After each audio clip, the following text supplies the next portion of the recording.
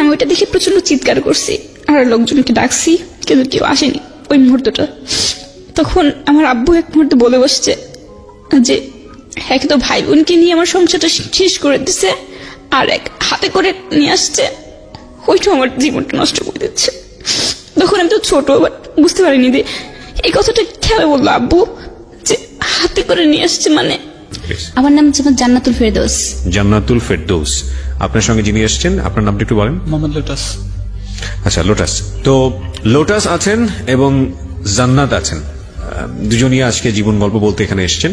কি তাদের গল্প আমরা জানি না, তবে আমি বিনীতভাবে অনুরোধ করছি আপনাদের সবাইকে যে আজকে একটু শেষ পর্যন্ত শুনবেন। আমরা জানি যে আমাদের এই রমজান মাসটা এমন একটা মাস, রিলিজিয়াসলি যদি আমরা বলি তাহলে এখানে পুণ্য কামানোর জন্য সর্বোত্তম একটা মাস। তো সেই জায়গাটা থেকে আজকের এই অনুষ্ঠানটা অন্যরকম একটা অনুষ্ঠান হবে। কোনো কিছু গেস না করতে বলছি, চলুন শুরু করা যায়। তো জান্নাত, আপনার জীবন গল্প মূলত আমরা এখানে তুলে ধরবো, এবং প্রয়োজন হলে লোটাস, আমরা জানি না এখন পর্যন্ত কি আসলে তার সম্পর্ক আপনার সঙ্গে, সেটা আমরা প্রাসঙ্গিকভাবে যখন আসবে তখন না হয় আমাদের শ্রোতারা জানবেন। শুরু করুন আপনি একেবারে ছোটবেলা থেকে, যেখান থেকে মনে আছে। আমার জন্ম ঢাকা যাত্রাবাড়ি, সেখানে আমার শৈশব থেকে বেড়ে ওঠা। আমার বয়স যখন 6 বছর, মেবি আমার যতটুকু মনে আছে আর কি, তখন আমি নতুন স্কুলে, মানে আকর্ষণীয় যেটা ছিল আমি স্কুলে যাব, তখন আমি ওখানকার দামি একটা স্কুল, ব্রাইট স্টার কিন্ডারগার্টেন, হয়তো সবাই এটাকে চেনে, এখন বর্তমানে আরো বড় হয়েছে। তখন আমি ওখানে একটা নার্সারিতে ভর্তি হব। স্কুলে গেলাম আমার আম্মুর সঙ্গে বাবার সঙ্গে, দুজনের সঙ্গে গিয়েছি, এমনকি ভর্তি হয়েছি। আর আমি ছোটবেলা থেকে একটু আহ্লাদি ছিলাম, আর একটু মডার্ন টাইপেরও ছিলাম ছোট থেকেই। তখন স্কুলে ভর্তি হলাম, হওয়ার পরে মানে যখন নামটা লিখতে দেয় আমাকে প্রশ্ন করে তোমার বাবার নাম কি, মায়ের নাম কি। তখন বলি, আমি তখন বলতে চাই, তখন আমার আম্মু বলে বাবার নাম আব্দুল মজিদ। তখন আমি আম্মুকে প্রশ্ন করি, আম্মু আমার বাবার নাম তো বাবুল হোসেন, তাহলে আব্দুল মজিদ বললে কেন? তখন আম্মু বলে এটা তোমার বাবার ভালো নাম, ওকে মেনে নিলাম। যাই হোক, আমার বাসাতে গিয়ে দেখি আমার মামা আসছে। আমার একটাই মামা, আমার আম্মুরা 4 বোন আর একটা মামা। মামা আসছে, তার সঙ্গে আমার ছোট খালামণি আসছে। তো ছোট খালামণি আসছে বাসাতে, আমি গিয়ে দেখি আমার আব্বু অনেক চিল্লাচিল্লি করতেছে আমার মামা এবং আমার খালামণিকে দেখে। আচ্ছা, ওখানে যে ওরা কেন আসছে, আম্মু বলতেছে আসছে বেড়াইতে আসছে, মানে এটা নিয়ে একটু কথা কাটাকাটি হয়েছে। যাই হোক, স্বামী স্ত্রীর মধ্যে লেগে থাকে। তখন আমি ওদিকে আর গ্রাহ্য করিনি, আমি বাইরে খেলতে চলে গেছি। আম্মু আবার হয়তো বাবার সঙ্গে একটু রাগ ছিল, ওই রাগটা মানে কন্ট্রোল করতে না পেরে আম্মু আমাকে বাহিরে দিতে আসছে, এসে আমাকে একটা চড় মেরে দিছে। চড় মেরে দেওয়ার পরে আমি একটু কান্না করছি, কান্না করতে করতে যে আমার তখন একটা মাইন্ডে লাগছে যে চিন্তা করছি সবার সামনে আম্মু আমাকে মারলো, আর কারো বাবা মা এরকম মারে না, আমাকে কেন এরকম মারলো। আমি একটু রাগ করে রুমে চলে গেছি, চলে যেয়ে একটু রুমটা আটকিয়ে দিয়েছে। তখন আম্মু ভাবছে যে রাগ করে আটকাই দিল বাথরুমটা, নিশ্চয়ই কিছু করতেছে আবার ভিতরে। তখন আম্মু আবার নক করা শুরু করছে। তখন আবার বের হলাম, বের হয়ে আচ্ছা রাগটা একটু কমলো, কমার পরে আম্মু আদর করে খাওয়াই দিচ্ছে, সবকিছু করছে। তখন আমরা 1 ভাই 1 বোন। আমি ছোট তখন, আমার ভাইয়া ও নানুর বাসায় থাকতো জন্ম থেকেই নানুর বাসায় থাকতো। আমার নানু তখন বেঁচে ছিল, আমার সেজ খালামণি, তার কাছে আমার ভাইয়া থাকতো। তখন আমি আম্মুকে বলতাম, আম্মু ভাইয়া কেন আসে না? তখন আম্মু বলে যে আমি কিভাবে রাখবো আব্বু, তুমি তো দেখো আমি চাকরি করি। আম্মু চাকরি করতো ঢাকা শক্তি ফাউন্ডেশন। আচ্ছা, সামনে ঈদ, রমজান মাস আসছে, খালামণিটা তো আসছেই, মামাও আসছে সাথে। এখন মামা আসছে যার কারণটা, আমার বড় ভাইয়া ওখানে আছে, আমার নানু আছে, কিন্তু আমার নানুর বাড়ির অবস্থাটা বেশি একটা ভালো ছিল না। মানে আমার বাবার বাড়ির অবস্থাটা অনেক ভালো ছিল, মানে মোটামুটি ভালো ছিল, কিন্তু নানুর বাড়ির অবস্থাটা ভালো ছিল না। যার জন্য এখানে আসছে, আসার পরে তখন আমার বাবার কাছে বলছে আমার মামা যে দুলা ভাই এখানে মানে ওখানে তো রিজন আছে, আমার ভাইয়ার নাম রিজন আছে, তো মানে ওর পড়াশোনার তো এখন টিউশন শেষ হচ্ছে, মাসে টাকা দিতে হবে, তো কিছু টাকা লাগবে, যদি দিন আপনি। বাবা একটু নিকৃষ্ট ভাষা যাই বকা দিছে যে পারবো না, এত এখন ঝামেলা যাচ্ছে অনেক ব্যবসা বাণিজ্যের। এইসব নিয়ে দেখা যাচ্ছে রাত 3টা বাজে। তখন আমি ঘুমোচ্ছিলাম, ঘুম থেকে হঠাৎ উঠে দেখি যে প্রচন্ড চিল্লাচিল্লি হচ্ছে রুমের মধ্যে। মানে এক পর্যায়ে দেখা যাচ্ছে হাতাহাতি পর্যায়ে চলে গেছে আমার আম্মু আর আব্বুর সাথে, দুজনের সাথে। ওইটা দিয়ে আমি একটু ঘাবড়ে যাই, মানে ভয় পেয়ে যাই যে কি হবে, এখন আমি তো তখন ছোট একটু ভয়টা কাজ করে ওটার মধ্যে, আমি প্রচন্ড ভয় কাঁপছিলাম। আশপাশে সবাই বলছে যে আপনাদের বাসাতে কি হয়েছে এত চিল্লাচিল্লি, সবাই চিল্লাচিল্লি করছে। তখন আমি আবার ওইদিকে কান্না করে একটু খারাপ লাগলো, কান্নাকাটি করার পরে আমি আবার ঘুমিয়ে পড়লাম, ঘুম চোখে ছিল, ঘুমিয়ে পড়লাম। তখন সকাল হয়ে গেছে। তারপরে আমি আম্মুকে বলছি, আম্মু মামা কোথায়? আম্মু বলছে তোমার মামা চলে গেছে। তখন আমি একটু কান্না করছি যে মামা আমার সাথে কথা না বলে কেন চলে গেল। তখন চলে যাওয়ার পরে তখন মামা আমাকে ফোন দিয়ে বলছে, আম্মু আমি আবার পরে আসবো। ফোন দিয়েছি যখন, বলছে আম্মু তো আমি পরে আসবো আবার। তখন তো মানে মোবাইল ফোন ছিল না, তখন ওই টেলিফোন লাইনটা বললো না, তখন ওই টেলিফোন লাইনে আমি কথা বলেছি মামার সঙ্গে। তখন মামা বলেছে আমি পরে আসবো। ঈদের দিন আমার আম্মু প্রচন্ড কাঁদতেছে, খুব কাঁদছে। কান্নার পরে আমি আম্মুর কাছে গেছি, আম্মু কি হয়েছে? কিন্তু আমি তো আর আম্মুর কষ্টটা বুঝি না, কিছুই বুঝি না আম্মুর কষ্টটা। শুধু আমাকে প্রশ্ন করছে আম্মু কি হয়েছে, তবু আম্মু কাঁদে, কোনো কথা বলে না। তারপরে ক্লাস 4 পড়ি, আমি নানু বাড়িতে বেড়াতে গিয়েছি। নানু বাড়িতে বেড়াতে যাওয়ার পরে পাবনাতে, ওখানে যাবার পরে আমার নানুমণি আমাকে জড়িয়ে ধরে আর আম্মুকে দেখে অনেক কান্নাকাটি করে যে মা তুই আমাকে ছেড়ে চলে গেছিস, আর আসলি না, সেই যে আসলি 3 বছর পর আসলি।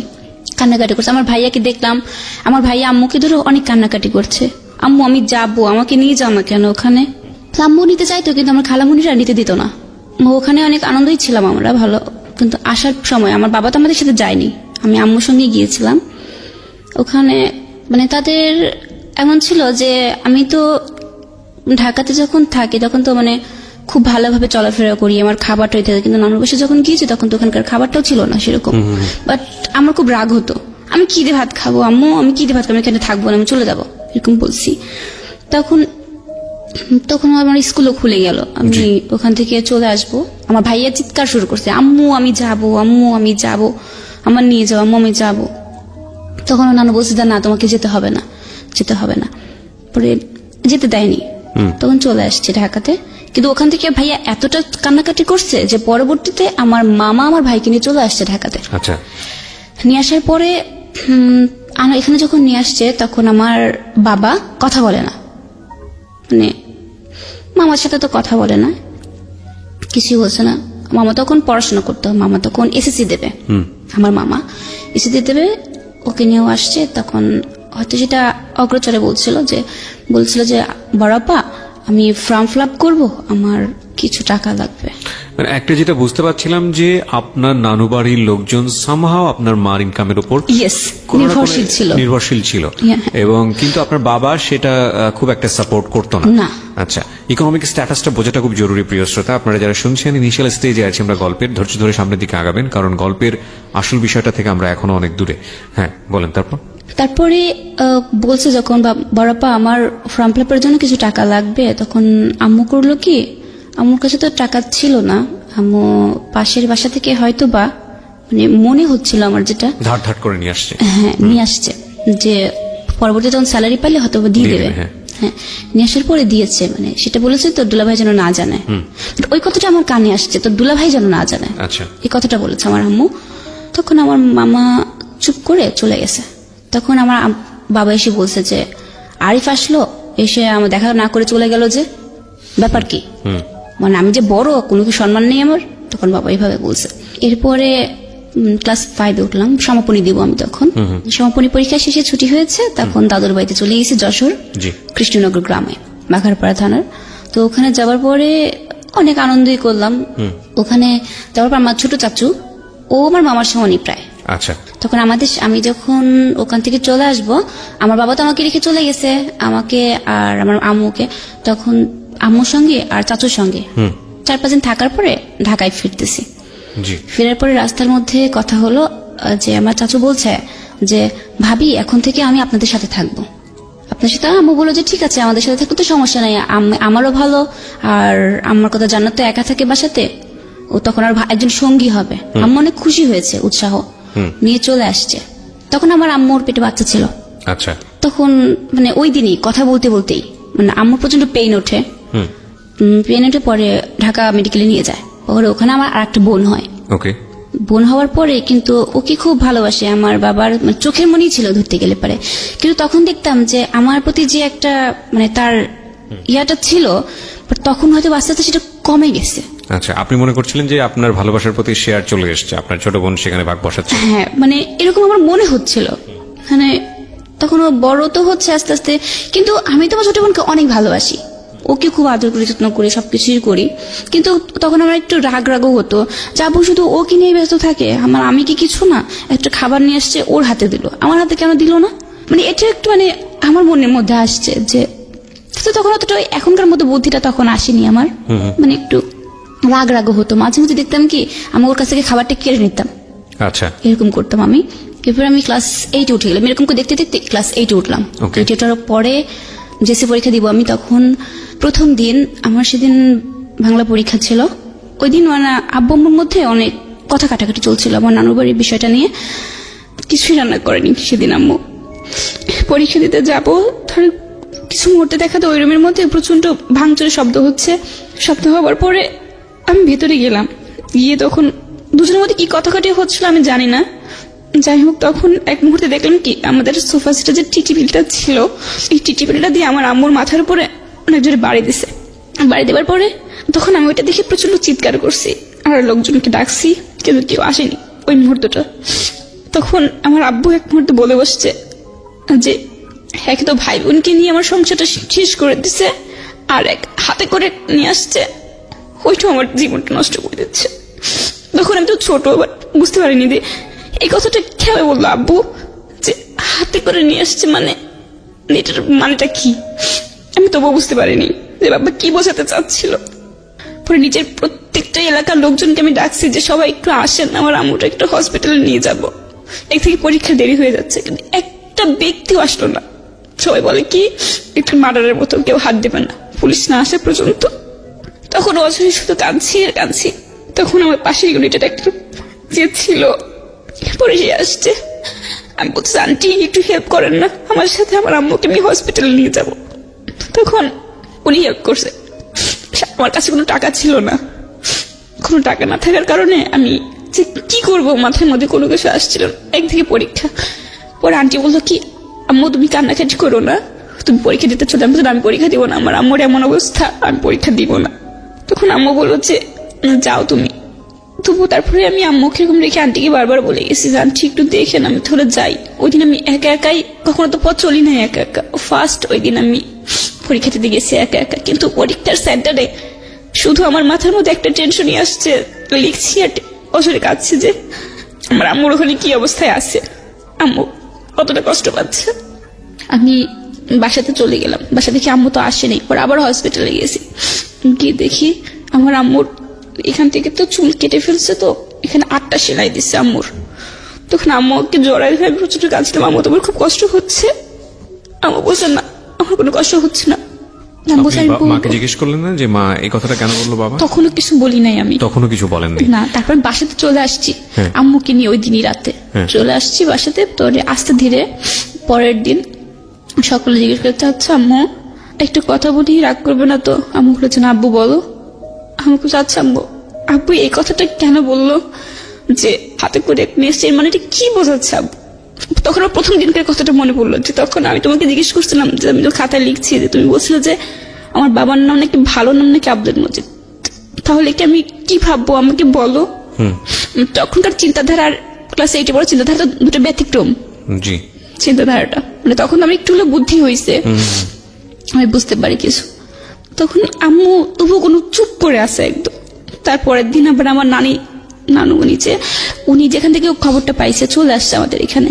মানে আসার পরে তখন ওরকম আম্মুর দেখিয়ে প্রচন্ড কান্নাকাটি করার পরে আমি তখন নানুকে প্রশ্ন করছি, নানু মানে আমার মাথায় হাত দেওয়া হয়েছে, আজকে আমাকে একটু সত্য কথা বলো তুমি।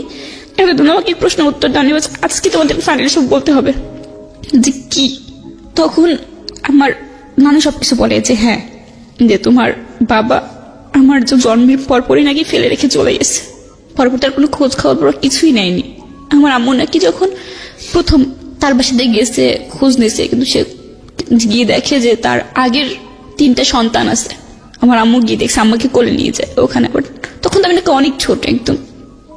তার মানে বিষয়টা দেখা যাচ্ছে আপনি যে বাবার ঘরে আছেন তিনি আসলে আপনার জন্মদাতা পিতা নন, আপনার জন্মদাতা পিতা অন্য কেউ। এটা এই মেসেজটা আপনি তখন জেনেছেন। বিনীতভাবে আপনাকে অনুরোধ করছি আজকে শেষ পর্যন্ত জীবন গল্পটা শোনার জন্য। আরো একবার মনে করিয়ে দিচ্ছি, আপনারা শুনছেন প্রাণ মিস্টার ম্যাঙ্গো ক্যান্ডি প্রেজেন্স জীবন গল্প। আমি আরজি কিবরিয়া আপনার সঙ্গে রয়েছি। একই সাথে একটা জিনিস বলতে চাই, সেটা হলো যে সিচুয়েশন যখন একটু কড়া, যখন মন বসে না কোনো কাজে, তখন মন ঠিক করতে মুখ দিতে পারেন কাঁচা আমের স্বাদে Pran mister mango candy, good mood guaranteed. By the way, এই ফাঁকে আমি সবাইকে একটা বিষয় একটু নোটিস করছি। আজকের এই জীবন গল্প চলাকালীন সময়ে একেবারে যখন গল্পের প্রয়োজন হবে সেই সময় আমি একটা বিশেষ ভিডিও আপলোড করব, এবং সেটা হবে এই ইউটিউব চ্যানেলে। আমি যেটা আপনাদেরকে বলবো এখন, ইউটিউবের অ্যাড্রেসটা একটু লিখে নেবেন প্লিজ, www.youtube.com/rjkibriya.fm। আমি আবারও বলছি, www.youtube.com/rjkibriya.fm। চ্যানেলটি আছে কিবরিয়া আরজে নামে। ঢাকা এফএম এ যারা ইউটিউবে এই মুহূর্তে প্রিমিয়ার শুনছেন তাদেরকে আমি রিকোয়েস্ট করব যে এই চ্যানেলটিতে এসে আপনারা অবশ্যই সাবস্ক্রাইব বাটনে ফার্স্ট ক্লিক করবেন, তারপরে বেল বাটনটি অন করবেন, এবং যেটা আমি সাধারণত করে থাকি বিশেষ বিশেষ গেস্টের ছোট্ট ছোট ভিডিও ক্লিপস আমি এখানে দেই। তো আজকের এই ভিডিও ক্লিপটা খুবই স্পেশাল, এটা আমি আগে থেকেই পাবলিশ করব না, এবং এটার পিছনে একটা বিশেষ অ্যানাউন্সমেন্টও থাকবে। গল্প চলাকালীন যে কোনো একটা সময়ে আমি যখনই বলবো যে এই মুহূর্তে দিচ্ছি, ঠিক ওই মুহূর্তে কি ভিডিওটা পাবলিশ হবে ওখানে। সেটা এমন হতে পারে রাত 1টার পরেও হতে পারে, রাত 2টোর পরেও হতে পারে। সবাইকে আমি ধৈর্য ধরে আজকের এই অনুষ্ঠানটা শুনতে বলবো, এবং এই ভিডিওটার সাথে আজকের অনুষ্ঠান যারা শুনছেন, বিশেষ করে ইউটিউবে শুনছেন, তাদের একটা বিশেষ যোগাযোগ থাকবে, আমি সেটাও আপনাদেরকে বলে দেবো। সুতরাং আপনারা আমার এই চ্যানেলটি সাবস্ক্রাইব করে কানেক্টেড থাকুন। আমি তখনই বলবো যখন ভিডিওটা দেওয়া হবে ওখানে। কেন এতক্ষণ ধরে বলছিলাম, আমি আর কথা না বাড়ি, আমি ফিরছি হচ্ছে জান্নাত আপনার কাছে। তো নানি আর কি বললো? নানু তখন সবকিছু বললো যে তুমি ওখানে যখন গিয়ে আমাকে নিয়ে নাকি গিয়েছিল, সব প্রত্যেকটা কাহিনী বললো আমার কাছে। তখন নানির কাছে আমি সমস্ত কাহিনীটা ডিটেলস জানতে চাই যে আসলে আমার আম্মুর জীবনে কি হয়েছিল। তখন নানু বলে যে তখন আমার জন্মের পর নাকি বাবা ফেলে রেখে চলে যায়, আমি হসপিটালে থাকতে আমার বাবা ফেলে রেখে চলে গেছিল আমাকে। তখন আমার ভাইটা ছোট বলতে কি 2 বছর হয়তো বয়স এরকম হবে আমার ভাইয়াটার, আর আমি তখন জন্ম হয়েছে। ফেলে রেখে চলে গেছে বলতে সে সৌদিতে চলে গেছে। আচ্ছা, সৌদিতে চলে গেছে। বাট আম্মু অনেক খোঁজাখুঁজি করেছে, কিন্তু তার ঠিকানা কোথাও পায় না। কারণ আম্মুর যখন নাকি বিয়ে হয়েছিল তখন আম্মু তো জানতো না যে তার বাড়ি কোথায় বা কোনো কিছু। কারণ আগের দিনে যখন বিয়েটা দিয়েছে হয়তো হুটহাট করে দিয়ে দিয়েছে, সামহাউ কমিউনিকেশনটা হয়নি আর কি। ওকে, নো প্রবলেম। তারপর তখন ওখানে যাওয়ার পরে আম্মু আমাকে নিয়ে গেছে, ওই অবস্থাতেই অসুস্থ অবস্থাতেই গেছে। তখন আমার বয়স নাকি 10 দিন। ওই অবস্থা গিয়ে দেখে যে তার ঘরে সন্তান আছে, 2টা মেয়ে আছে, একটা ছেলে আছে। তাহলে তো কিসের অভাব? আমার তখন আম্মু বলছে যে ঠিক আছে, তার তো ঘরে সবই আছে, তাহলে আমি কি? তবু আম্মু তাকে ধরে রাখার চেষ্টা করছে ওখানে থেকে, কিন্তু ওখান থেকেও এমন করছে যে আগে তার যে আগের ওয়াইফটা ওই বাবার, উনি তার বড় ভাইয়ের ওখানকার চেয়ারম্যান ছিল। অনেক লোক লাগাইতে আমার আম্মুকে অনেক আঘাত করছে। এক পর্যায়ে দেখা যায় তুই গ্রাম থেকে বের করে দিছে। আচ্ছা, যে তোর তো অন্যায় যে তুই একটা বউ থাকতে কেন বিয়ে করছিস। কিন্তু আম্মু তখন সবাইকে বলছে যে এই কথাটা যদি আমাকে বা আমার ফ্যামিলিকে বলতো, আম্মু তখন এসএসসি পরীক্ষা দেবে, আমার যখন জন্ম হয় তখন ওই টাইমে, তখন আম্মু বলতো যে আমি তো একটা শিক্ষিত মেয়ে, আমি জেনে শুনে কেন আরেকজনের সংসার ভাঙবো? বা আমি তো কোনো কিছু জানতাম না, বা আমার ফ্যামিলি জানতাম, আমার ফ্যামিলি এটা দিয়েছে বিয়ে। তখন আম্মু অন্য থেকে বোঝানোর চেষ্টা করেছে, বাট বোঝাতে পারেনি, গ্রাম থেকে বের করে দিচ্ছে। তবু আম্মু চেষ্টা করছে আমার সাথে কন্ট্রাক্ট রাখার। এরকম করতে করতে নাকি আমার বয়স 3 বছর 4 বছর পর্যন্ত যোগাযোগ রাখার চেষ্টা করছে। খরচ দিত বলতে মাসে নাকি 2000 টাকা করে পাঠাতো। আচ্ছা, এইভাবে পাঠাইতো ওখান থেকে। কিন্তু পরবর্তীতে এক পর্যায়ে দেখা গেল যে দেয়ই না। তখন আমার নানুরা নাকি কন্ট্যাক্ট করার চেষ্টা করছে, সমস্ত ফোন সবই বন্ধ করে দিছিল তারা। তখন ওখান থেকে ডিভোর্স পেপারটা পাঠিয়ে দিছিল। আচ্ছা, যেভাবেই হোক। এখন আম্মু তো একটা মেয়ে কখন তো চায় না যে তার সংসারটা ভেঙে যাক, 2টা বাচ্চা হয়েছে। তখন গ্রামের লোকজন, আম্মু মাইটার খাওয়ার পরে গ্রামের লোকজন বলে তুই এই সংসার থেকে কি পাবি, তার তো ছেলে আছে, মেয়ে আছে, সবই আছে, তুই ছেড়ে দে। আম্মু বলছে না, আমি তার সামনাসামনি কথা বলবো। কিন্তু সে সামনাসামনি কখনো ফেস করেনি, নাকি আম্মুর দেশের বাইরে ছিল। ডিভোর্স পেপার পাঠানোর পরে হয়তো ব্রেকআপ হয়ে গেছে। পরে তার পরবর্তীতে 2টা বছর আম্মু নাকি বাড়িতেই ছিল। তখন আমার এই যে বর্তমান যে বাবা, উনি পাবনাতে টিএনটির ওখানে কাজ করতেন আর কি, টেলিফোন লাইনের কন্ট্রাক্টারি করতো আর কি। ওখান থেকে আমার আম্মুকে দেখেছে, দেখার পরে যেভাবেই হোক খোঁজ নিয়ে বাড়িতে গেছে। যাওয়ার পরে দেখে যে আমি তখন ছোট, আমার বড় ভাইটাও ছিল, সবকিছু জেনে শুনে আমার আম্মাকে আর কি বিয়ে করে, প্রস্তাবের মাধ্যমে বিয়েটা করে। কিন্তু আমার দাদুর বাড়িতে এটা আবার কেউ মেনে নেয়নি। এটা না নেওয়াটা স্বাভাবিক, সেটা আমাদের ক্ষেত্রে হলেও এরকমই হতো যে এক ছেলে এক মেয়ে আছে, এটা কেউ মানতে চাইবে না, মেনে নেয়নি। তখন আমার আম্মুকে অতটা মানে ভালোবাসতো না কিছু বর্তমান তাদের বাড়ি থেকে। ওটা তো আগেটা তো বাদ দিলাম। আপনি স্টোরিটা পুরোটা ফাইন্ড আউট করতে পারলেন যে আসলে ঘটনাটা কি ছিল আপনার নানুর কাছ থেকে। আচ্ছা, আমি আবারও আপনাকে ফিরে নিয়ে যাচ্ছি হাসপাতালের জায়গাটাতে যেখানে আপনার নানু বেড়াতে আসছে। সো নানু ওই গল্পগুলো বলছিল, তারপরে গল্প সামনে থেকে একটু আগে আমরা, তারপর কি হলো? মানে ওই ঘটনার পরে আমার বাবা চলে আসছে। আমার বাবা আসার পরে আমি বাবাকে শুধু সাধারণভাবে প্রশ্ন করছি, আচ্ছা আব্বু, মানে ছোট থেকে তো আমাকে বড় করছো, এটা আমার উপর কি তোমার কোনো মায়া আসেনি এই পর্যন্ত? আব্বু বলছে, কেন বাবা? আব্বু আমাকে এখান থেকে ভালোবাসা পাইনি যে তা না, এখানেও ভালোবাসা পাইছে অনেক। আব্বু বলছে, কেন বাবা?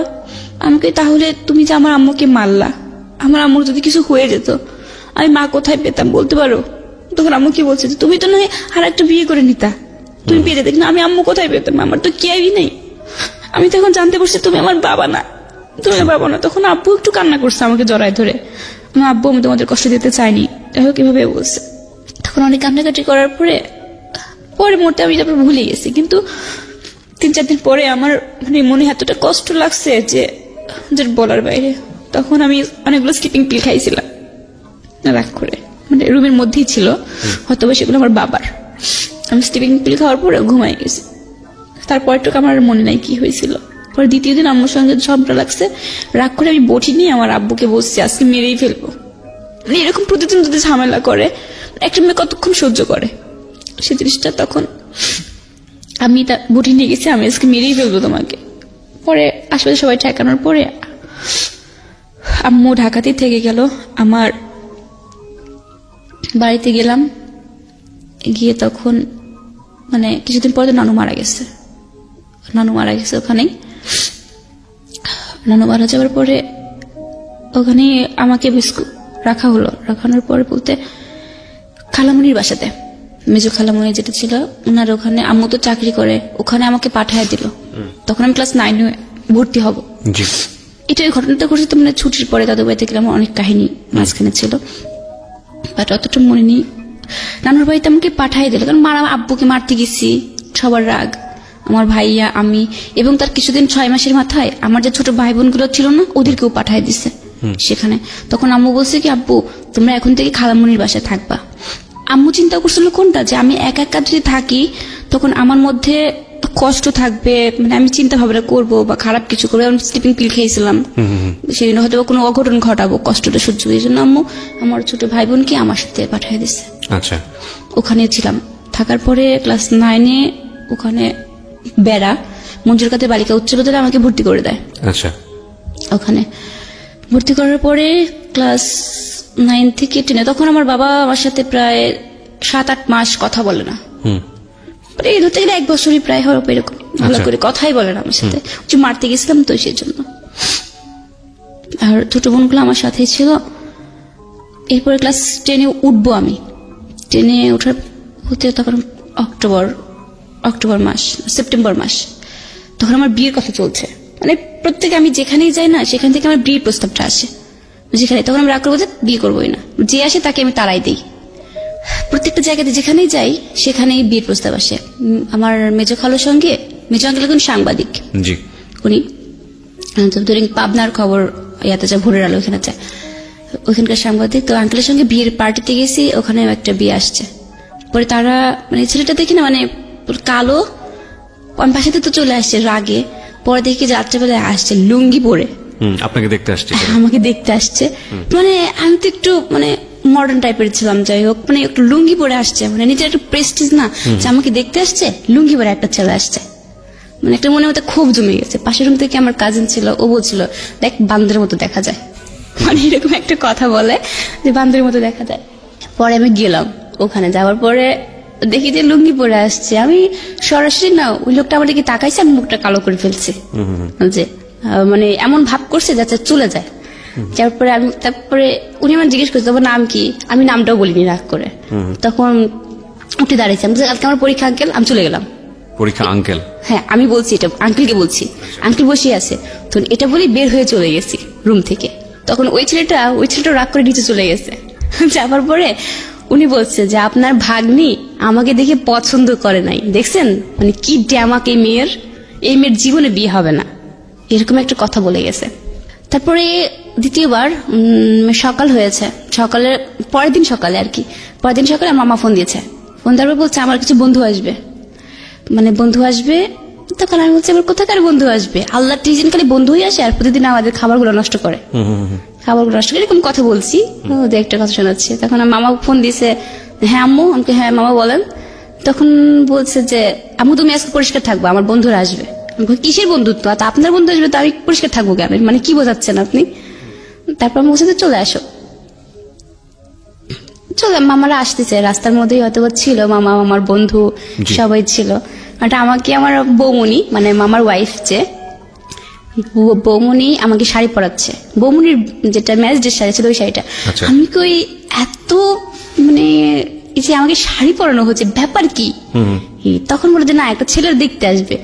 তখন বলতে আবার দেখতে আসবি, দাঁড়া আজকে মজা দেখাবো, আজকে না মানে অন্য কিছু করবো আর কি। শাড়িটা পরেছি, পরার পরে আমার দেখতে চলে আসছে, পাশের রুমে বসছে। তো ওইখানে চারজনই সম্ভব আসছে। আসার পরে তো পাশের রুমতে আমার খালাতো বোন ছিল, সবাই ছিল। ওরা বলছে যে আমার খালাতো ভাই ও আবার দেখে আসছে যে ছেলেগুলো তো একটারও ভালো দেখা যায় না, তবে একটা আছে মোটামুটি কোন রকম, ও বলছে। তাই বলছে মনে হয় ওইটাই পাত্র হবে, যাক যাই আল্লাহ ভরসা। পর্বের মধ্যে গিয়ে সালাম দিয়েছি। তো সালাম দেওয়ার পরে তখন তারা আমার প্রশ্ন করছে একের পর এক।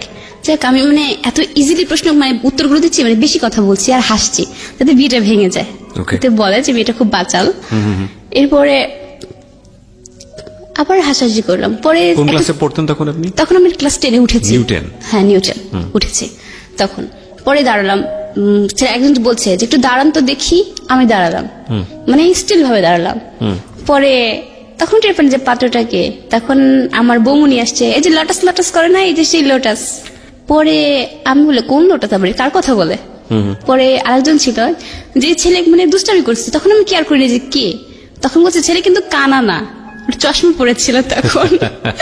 মানে আমাকে বোঝাচ্ছে ছেলে কিন্তু কানা না, ছেলে মানে দেখতে পারে, যে দেখতে পারে। ছেলের দাঁড়াতে একটু, পরে দাঁড়াইছে, মানে ছেলেকেও দাঁড় করানো হয়েছে। হ্যাঁ ছেলেকে দাঁড় করাইছে, চশমাটা খুলছে। মানে তখন কথা হচ্ছে না মানে ফ্রেন্ডলি এরকম ভাবে। তখন কোনো সে প্রসঙ্গ হয়নি। আর আমি তো মানে যত কথা বলতে পারি যাতে বিয়েটা ভেঙে যায় সেরকম কথা বলছি, হাসছি। তখন সেক্ষেত্রে একটা পাশে থেকে একটা লোক বলেই ফেলছে যে মনে হচ্ছে যে আমি পাত্র, ওই ছেলেটাই হচ্ছে পাত্রী, এ ধরনের কথাটা বলছে।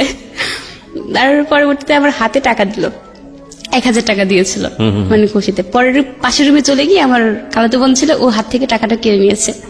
আর ওরা খাওয়া দাওয়া করছে, আর আমি বলছে রাক্ষস খাইতে আসছে, এরকম বলছি, রাক্ষসরা খাইতে আসছে। পরে ওরা চলে গেছে।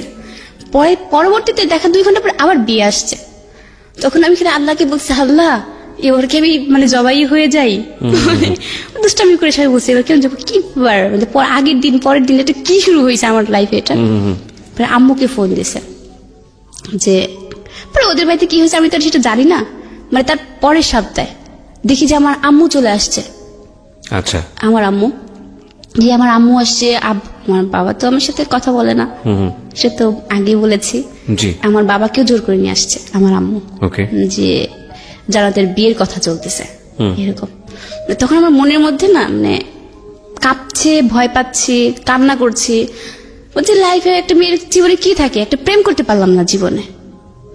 মানে সত্য কথা যেটা আমার লাইফে, মানে আমি লাইফে কাউকে প্রেম করি নাই আর কি, মানে কাউকে যে মন দিব সেটাও করি নাই। অফার আসছে চলে নেই, ওদিক না তাকে চলে গেছি। যে আমি চাইছিলাম যে এসএসসির পরে কলেজ লাইফে যা প্রেম করবো আমি, কিন্তু আমার ভাগ্যে আর সেটা ছিল না।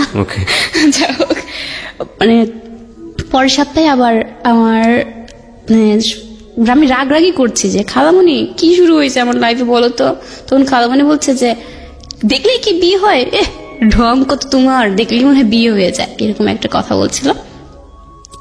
তারপর বললাম আসলে তো ঠিক, যে প্রথম দিন দেখে গেছে, দ্বিতীয় দিন মনে হয় কিছু হবে না, আজকে ইচ্ছা মতো দুষ্টামি করবো যাতে মুরব্বী যেগুলো আসে সেগুলো চলে যায়। কিন্তু আসছে ঠিকই ওরা, আজকে কিন্তু মুরব্বী নেই ওদের সাথে, সব চ্যাংরা প্যাংরা লোকই ওকে আসছে। আসার পরে মানে ওই দিন কথা হচ্ছে, আমাকে দেখতে আসলো, আমাকে প্রশ্ন আবারও আগের মতোই প্রশ্ন করছে যে তোমার নাম কি, অনেক কথা জিজ্ঞেস করার পরে বলছে তুমি রান্না করতে পারো। আমি এটা আবার কে না পারে, তো সবাই পারে রান্না করতে, এরকম বলছি। পেঁয়াজ মরিচ দিয়ে কোন রকম করে হয়ে গেল আমার বাঙালির কিন্তু রান্নার বৈচিত্র্য। আমি রান্না পারতাম না তখনও অতটা, কোন রকম করতে পারতাম খাবার মধ্যে, ইজিলি বলছি কে না পারে এটা। কিন্তু সেটা আমিও পারি, এটা আসলে কিন্তু রান্না it's not a difficult thing. আমারও মনে হয় যে রান্না আমাকে কেউ কখনো শেখায় নাই। কি করবেন, প্রথমে পেঁয়াজ মরিচ দিবেন, জিরা দিবেন, থেকে কি সব ভেজে ফেলে তারপরে দেন, যা দেওয়ার দিয়ে পানি দিয়ে সিদ্ধ করে ফেলেন, এটাই তো বেসিক রান্না, তো আসলে এটাই। হ্যাঁ, তারপরে আমাকে আবার প্রশ্ন করছে যে তুমি কি খেতে পছন্দ করো, মেয়েরা তো সাধারণত টক খায়। আমি বলছি না, আমি টক খেতে পছন্দ করি না, মানে নর্মাল ভাবে যে বলছে আমি মিষ্টি খাই অনেক। সত্যি সেটা আমি লাইফে মানে মিষ্টির পাল্লা 2 কেজি মিষ্টি একা খেয়েছি, এটা আমি ফার্স্ট হয়েছি সেখানে। আমি মিষ্টি খেতে অনেকটা পছন্দ করি। তারপরে দেখা যাচ্ছে ওখানে বলে যে মিষ্টি পাগল, হাই হাই ডায়াবেটিস রোগী হয়ে যাবে, আমাদের বাসা থেকে মিষ্টি খায় না, মানে এই ছেলে মানে ছেলের কথা বলছে, ছেলে মিষ্টি খায় না, কেউ মিষ্টি খায় না। কিন্তু আমার খালামুনির হাতের পায়েস যে খাবে তার মুখ একদম ওকে। আপনার খালামুনি অনেক ভালো পায়েস, অনেক ভালো। পরে ছেলেকে পায়েস খেতে দেওয়া হয়েছে, ছেলে রাক্ষসের মতো সব পায়েস কিনেছে। এই সেই লোটাস। ওকে, গল্পটা আসলে অন্য জায়গায় গিয়ে দাঁড়িয়েছে, যেটা আমি বলেছিলাম প্রিয় শ্রোতা, যে প্রত্যেকটা বাঁকে বাকি মোড়টা চেঞ্জ হবে, এবং সবচেয়ে ইম্পর্টেন্ট হচ্ছে আজকের এই জীবন গল্পে ছোট্ট একটা ভিডিও ক্লিপ। এই ভিডিও ক্লিপটা শুধুই আপলোড হবে আমার ইউটিউব চ্যানেলে www.youtube.com/RJKibriya.fm, RJKEBRIA.FM চ্যানেলটি আছে কিবরিয়া আরজে নামে। ওখানে গিয়ে অবশ্যই আপনি সাবস্ক্রাইব বাটনে আগে ক্লিক করবেন, তারপরে ডান পাশের যে বেল বাটনটি আছে সেটা অন করে দেবেন। ভিডিওটি গল্প যখন প্রয়োজন হবে ঠিক তখনই আমরা ওখানে আপলোড করব, এবং চ্যানেলটিতে আপনারা আরো অন্যান্য গল্পের ছোট ছোট ভিডিও ক্লিপ দেখতে পাবেন। আর এই অনুষ্ঠানটি বাংলাদেশের একমাত্র রেডিও অনুষ্ঠান যেটি ঢাকা এফএম এর ইউটিউবে প্রিমিয়ার হয়, এটি এবং সিক্রেটস যেটা রবিবারে প্রচার হয়। তো আমাদের ঢাকা এফএম এর ইউটিউব চ্যানেলেও কিন্তু এটা প্রিমিয়ার হচ্ছে। ঢাকা এফএম এর ইউটিউব খোঁজার জন্য খুবই সহজ উপায়, সার্চ বাটনে গিয়ে শুধু লেখেন ঢাকা এফএম 90.4, দেখবেন যে আমাদের ইউটিউব চ্যানেলটি চলে এসছে। প্রায় 3 লাখের কাছাকাছি সাবস্ক্রাইবার আছে ওখানে। জান্নাত, যেটা বুঝতে পারছিলাম যে লোটাস দেখতে এসছে আপনাকে ওই সময়কার গল্প। জি, তারপর পরবর্তীতে লোটাস আমাকে দেখতে আসছে পর দ্বিতীয়বার, তখন এক পর্যায়ে দেখা গেল কি ওরা সবাই ছাদে চলে গেল, খাবার খাওয়ার পরে সবাই ছাদে চলে গেল। চলে যাওয়ার পরে যে ওখানে কি কথা হচ্ছে আমি তো জানি না সেটা, আমি নিচে আছি। নিচে থাকার পরে কথা বলছি সবার সাথে যে কি হতে পারে, মানে মনে মধ্যে একটা মানে কাজ করছে কি হতে পারে। তখন উপরে গেলাম, তখনও বলেনি যে আমার আজকে কিছু একটা হবে, মানে তখন আপনি জানেন না যে আজকে কিছু একটা আপনার না। ওকে, ওখানে গেলাম, চুপচাপ বসে আছে বারান্দার মধ্যে, যে বিদ্যুৎ চলে গেছে, এত পরিমাণ গরম, মানে একদিকে হালকা হালকা বৃষ্টি হচ্ছিল, একদিকে প্রচন্ড গরম হচ্ছিল। উপরে গেলাম, কিন্তু তার মানে 20 মিনিট পরে আমার মেজো আঙ্কেল, যেটা মেজো খালু আর কি, উনি বলছে যে এই জান্নাত, আমরা জি বলো তো তোমার জন্ম তারিখ কবে, আমাকে প্রশ্ন করছে। তখন জন্ম তারিখটা বলতে গেলে আমার যখন কথা বলে বাল্য বিবাহ হবে, ওটা তো আইনিবদ্ধ অপরাধ। এখন জন্ম তারিখটা অনেক আগায় দিচ্ছে ওখানে। যাই হোক, মানে আপনি জানেন না উপরে কি হচ্ছে না, আমরা জন্ম তারিখের কথা কেন জিজ্ঞেস করি, একটা কনফিউজ মনে হচ্ছে যে কি মানে কেন জিজ্ঞেস করতে পারে। খালামণি কি বলছে, খালামণি কি হচ্ছে উপরে, কিন্তু আমার আম্মু কান্না শুরু করছে অলরেডি। ওকে, আমার আম্মু প্রচন্ড কান্না কাঁদছে, আমাকে জড়ায় ধরে। আমাকে আম্মু কি হয়েছে, মানে যেটা সত্য কথা, আমার আম্মু বিয়েতে রাজি ছিল না। ওকে, প্রথম আর কি আমার যার সাথে বিয়ে ঠিক হবে আর কি, সে ছেলেটা একদম রোগা ছিল, তখন রোগা টাইপের। ওকে দেখা তো আমি বুঝি এই পুচকে ছেড়ার সাথে আমার মেয়েকে তুলে দিলে আমাকে মেয়েকে কি করবে, মানে লোটাসের অবস্থা তখন ওরকম ছিল, রোগা টাইপের একদম শুকনো, যে পুজিতে একদম বাচ্চা ছেলে, এর হাতে মেয়ে তুলে দেবো আমি। আমার বিয়েটা এরকম কথা চলছে যে ছেলের বাড়ি সম্পর্কে কোনো কিছু আমরা জানি না। ছেলের কোথায় বাড়ি, কোন স্থানে বাড়ি, কে আছে না আছে কিছুই জানা নেই, মানে এরকম। আমার আম্মা এক বলছে কি ছেলের বাড়ি দেখতে যাবো, তো ঠিক আছে চলো। তবু আরেকজন বলছে যে আমার মামা বলছে দেখা দরকার নেই, আমি সবকিছু দেখেছি, ছেলের খোঁজ খবর কেন নেবে, এভাবে রেগে উঠে বলছে। এরপরে আমি আবারও মানে একটু কান্না কান্না চলে আসছে আমার বুকের মধ্যে, না মানে কেমন যেন একটা মানে হার্টবিটটা মনে হচ্ছিল কি জোরে শব্দ হচ্ছে, আর একটু ভয় কাজ করছে। উপর থেকে এসে আমাকে এরুমে নিয়ে আসছে আবার, যে কিছু একটা করবে। আমি আবার কান্না করে বাথরুম আটকাই দিছি, আমি যাবো না আজকে, যাও মুখ ধুয়ে আসো, না আমি বেরোবো না। চিল্লাচিল্লি করছে যে বের হোক, কথা বলবে তোমার সাথে, একটু গোপনে কথা বলবে। এটা বলে বাথরুম থেকে বের করে নিয়ে চলে আসছে। পরে মুখ টুক ধুয়ে আসছি, আসার পরে মানে কোনো কিছু হুঠাৎ বলাও নেই, একটা জিজ্ঞেস করবে না তুমি ছেলেটাকে তোমার পছন্দ হয়েছে কিনা, তুমি রাজি আছো কিনা, বা তোমার সম্পর্ক আছে কিনা। একটা মেয়ে কিন্তু জিজ্ঞেস করা স্বাভাবিক, রাইট, বা কথা বলতে দেয় আলাদা ভাবে। বাট আমার লাইফে সেটা কিছুই হয়নি। সরাসরি উপর থেকে আসলো, এসে ওইটাকে কি বলে, খাতা, রেজিস্টার খাতা মনে হয় সম্ভবত, যাই হোক ওই খাতাটা নিচে ফেলছে। ফেলার পর বলছে সই করো। মানে আমি বলছি এটা কিসের খাতা, কি বললো এটা, কিসে সই করবো আমি? কিন্তু ওইখানে সই করা মানে যে কারো মানে জীবনে একদম বন্দী হয়ে যাওয়া, মানে ওই সেন্সটা তখন আমার আসেনি। কিন্তু পাশ থেকে তখন আমার মানে খালাতো বোন বলছিল, ও বলছিল যে আজ তুই জবাই হয়ে গেলি, মানে এই কথা। আমি প্রচন্ড চিৎকার পাচ্ছি, কাঁদছি। কান্নাকাটির পরে সইটা করেই দিলাম। তারপর পাশের রুমে যাই, মানে যত কান্না আসে মনের মধ্যে ইচ্ছা মতো কাঁদলাম কান্নাকাটি করার পরে। কিন্তু খালামণি বলছে যে এতদিন তুমি ছিলে এই বাড়ির মেয়ে, কিন্তু আজ থেকে তুমি আর এই বাড়ির মেয়ে না। কবুল পড়ায়নি, কিন্তু ওই ছুঁই করে রাখছে আর কি। ওকে, মানে সরকারি ভাবে আমরা লোটাস যে তার স্ত্রী হয়ে গেলাম সরকারি ভাবে। কথা বললাম, মানে দুজন ফোনে কথা আলাপ হয়। তাই পরের মধ্যে আর কি পাশের রুমে লোটাস আসে, আমরা হাসতেছিলাম মানে ওর কথা শুনে। প্রথমে কান্নাকাটি, তারপরে মুখের মধ্যে হাসি। তোরে ও আমাকে বলছে যে এত হাসো কেন, হাসির ঘুষ খাইছো নাকি যে এত হাসি মুখে, আমাকে এই কথাটা বলছিল। পরে কোনো কথা না বলে চলে গেলাম, মানে ও চলে গেল ওর মতো, আমরা এখানে পরের বাসাতেও চলে গেছে। এটাই আপনার ফার্স্ট দেখা, এর আগে কখনো দেখা হয়নি? না না, ওকে। মানে ওদের সম্পর্কে কিছু, কিন্তু এমন বিয়ে হয়েছে যে ওদের সম্পর্কে আমরা কোনো কিছুই জানি না, খোঁজ খবর নেওয়া হয়নি। যেদিন আমার বিয়ে রেজিস্ট্রি করে আর কি, তখন যেন মানে সেপ্টেম্বরের 7 তারিখ 2012 সালের। এর পরবর্তীতে দেখা যাবে তার 1 মাস পর, মানে তখন মানে ও এমন অভিনয় করতে জানে যে কি বলবো। ওর নাকি জ্বর আসছে, ওর মাথা ব্যথা করছে, ওর এটা ব্যথা ওইটা ব্যথা, কিন্তু আসলে সে কিছুই না। ও বিয়েতে কবুলটা কেন পড়ানো হয়নি এই মতলবটা করছে মনে মনে। মানে কিভাবে কবুলটা পড়ানো যায়। ও আমাকে বলছে যে তুমি দেখবা যে 1 মাসের মধ্যে আমি তোমাকে বিয়ে করব। আমি বলছি কখনই পারবো না, বিয়েতে এমনিতেই হয়ে গেছে, আর একটা কখনো হবে না, আমি এসএসসি দিব তারপরে। বলছে না, দুজনের মধ্যে অনেক কথার মধ্যে আর কি। যাই হোক, আর রেজিস্ট্রি করার পরে যে প্রেমটা হয় আর কি, সেই ব্যাপারটা ছিল। হ্যাঁ, ইয়েস। পরে আমার ফার্স্ট মানে ওর দেওয়া উপহার একটা মোবাইল ফোন। ওকে, হ্যাঁ, একটা মোবাইল ফোন আমাকে দিয়েছে। কিন্তু ফোনটা দিয়েছে, আমি অনেক খুশি হয়েছি। প্রথমে একটা ফোন পেয়েছি, আগে ফোন ছিল বাটন ফোন, এখন স্ক্রিন টাচ একটা ফোন পেয়েছি, দামি ফোন। তখন ওর সঙ্গে আমার খালামণি একটা পার্সোনাল রুম দিয়েছে, যে কখন কথা বলো। কথা বলছি, ও দেখি যে ঘুম পাড়তেছে, ওখানে এসে ঘুমাই গেছে। তারপর বিকেল হয়ে গেল, ও চলে গেল ওর মতো। এরকম তো আশেপাশে লোকজন দেখলে খারাপ বলে, যে ছেলে এত যাতায়াত করে কেন, এখন মেয়ে উঠায় নিয়ে যায়নি। গ্রাম অঞ্চলে এটা বলে থাকে স্বাভাবিক। এরপরে তার দ্বিতীয় সপ্তাহ পরে আমার শাশুড়ি আম্মা যে উনি আসছে আমাকে দেখতে, এসে আমাকে দেখে অনেক খুশি যে টুকটুকি একটা মেয়ে পেয়েছি। আমাদের মানে প্রত্যেকটা মেয়ে, মানে আমি একটু চঞ্চলা, কথা বলি বেশি, তখন সবাই আমাকে ভালোবেসে মেনে নিয়েছে। দেখাশোনার পরে ওরা চলে গেল। তার আবার 1 সপ্তাহ 2 সপ্তাহ পরেই ওরা আবার খবর পাঠাইছে যে আজকে বিয়ে পড়াতে আসবে, এরকম কাহিনী।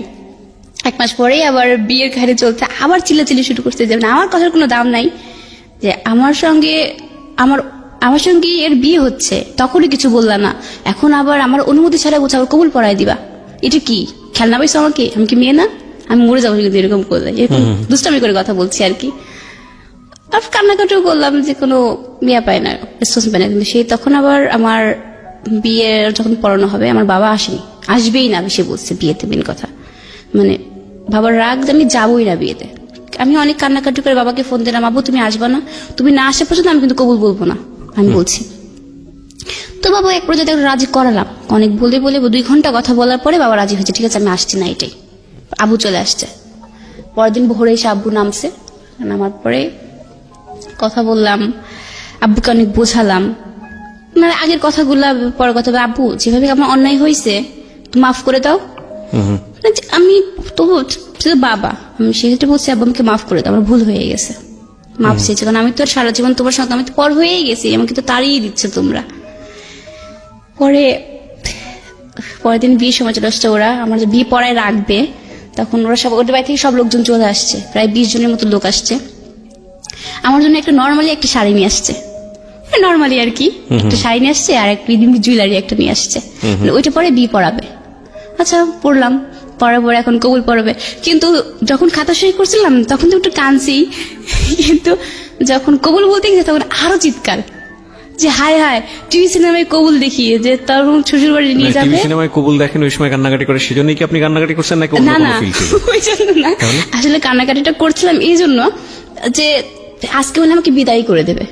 আচ্ছা, মনে হয় আমার কিছুই হলো না, অনুষ্ঠান হলো না, আমার কিছু তো হলো মনে হয় না। এই সময়টাতে বেশি কান্নাকাটি করা উচিত ছেলেদের, কিন্তু আমি জানি না, মানে মেয়েরা ওই একদিনই কেঁদে নেয়, বাকি সারাটা জীবন ছেলেরাই কাঁদে। ন্যাচারালি আমার কাছে এটা ফিল হয়। বাই দ্য ওয়ে, এটা জাস্ট ফান। কেন যে মেয়েরা কাঁদে আই ডোন্ট নো, কাঁদে আসলে কি ফিলটা হয় ওই সময়টাতে?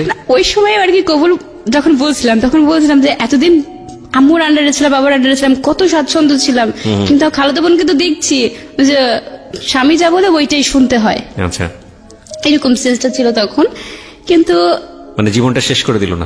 হ্যাঁ, আমার লাইফটা মানে তখন একটা মনের মধ্যে ক্ষোভ জাগিয়েছে, একটা প্রেম আসলো না জীবনে, বা মানে প্রেম করে যে কি আনন্দ ওইটাও পাইলাম না আমার জীবনে।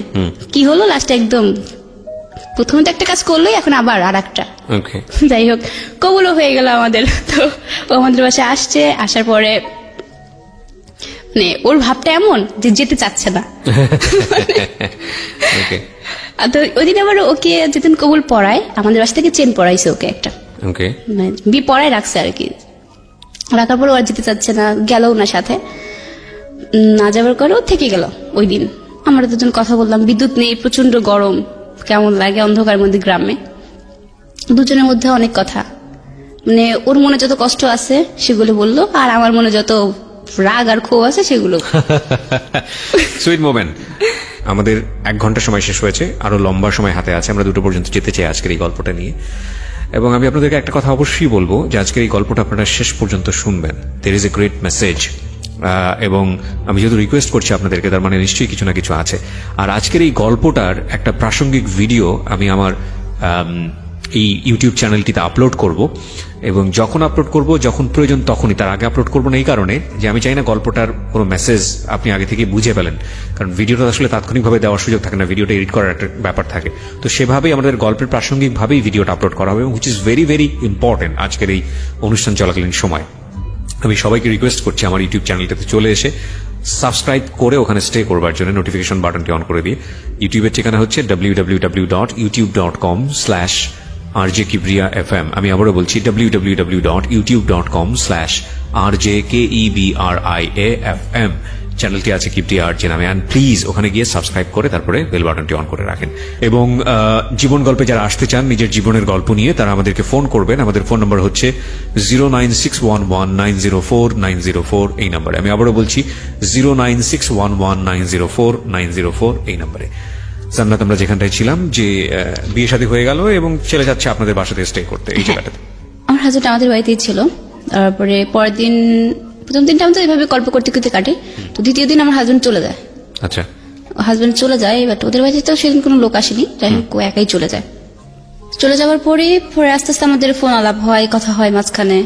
আমার এসএসসি এক্সামও শুরু হয়ে গেল, এসএসসি পরীক্ষা দিলাম। তখন এসএসসি পরীক্ষা শুরু হওয়ার পরে এক পর্যায়ে দেখা গেল যে শেষের দিকেই, মানে শেষ হয়েছে, তার মাঝখানে কথা বলছে যে আমাকে তুলে নেবে। দীর্ঘ 9 মাস এখানে চলে গেছে মাঝখানে, 9 মাস। এরপরে আমার শ্বশুরবাড়িতে মানে বিয়ে অনুষ্ঠানটা হলো, সবকিছুই অনুষ্ঠান হওয়ার পরে সব কমপ্লিট, আমাদের ওই বাড়িতে গেলাম।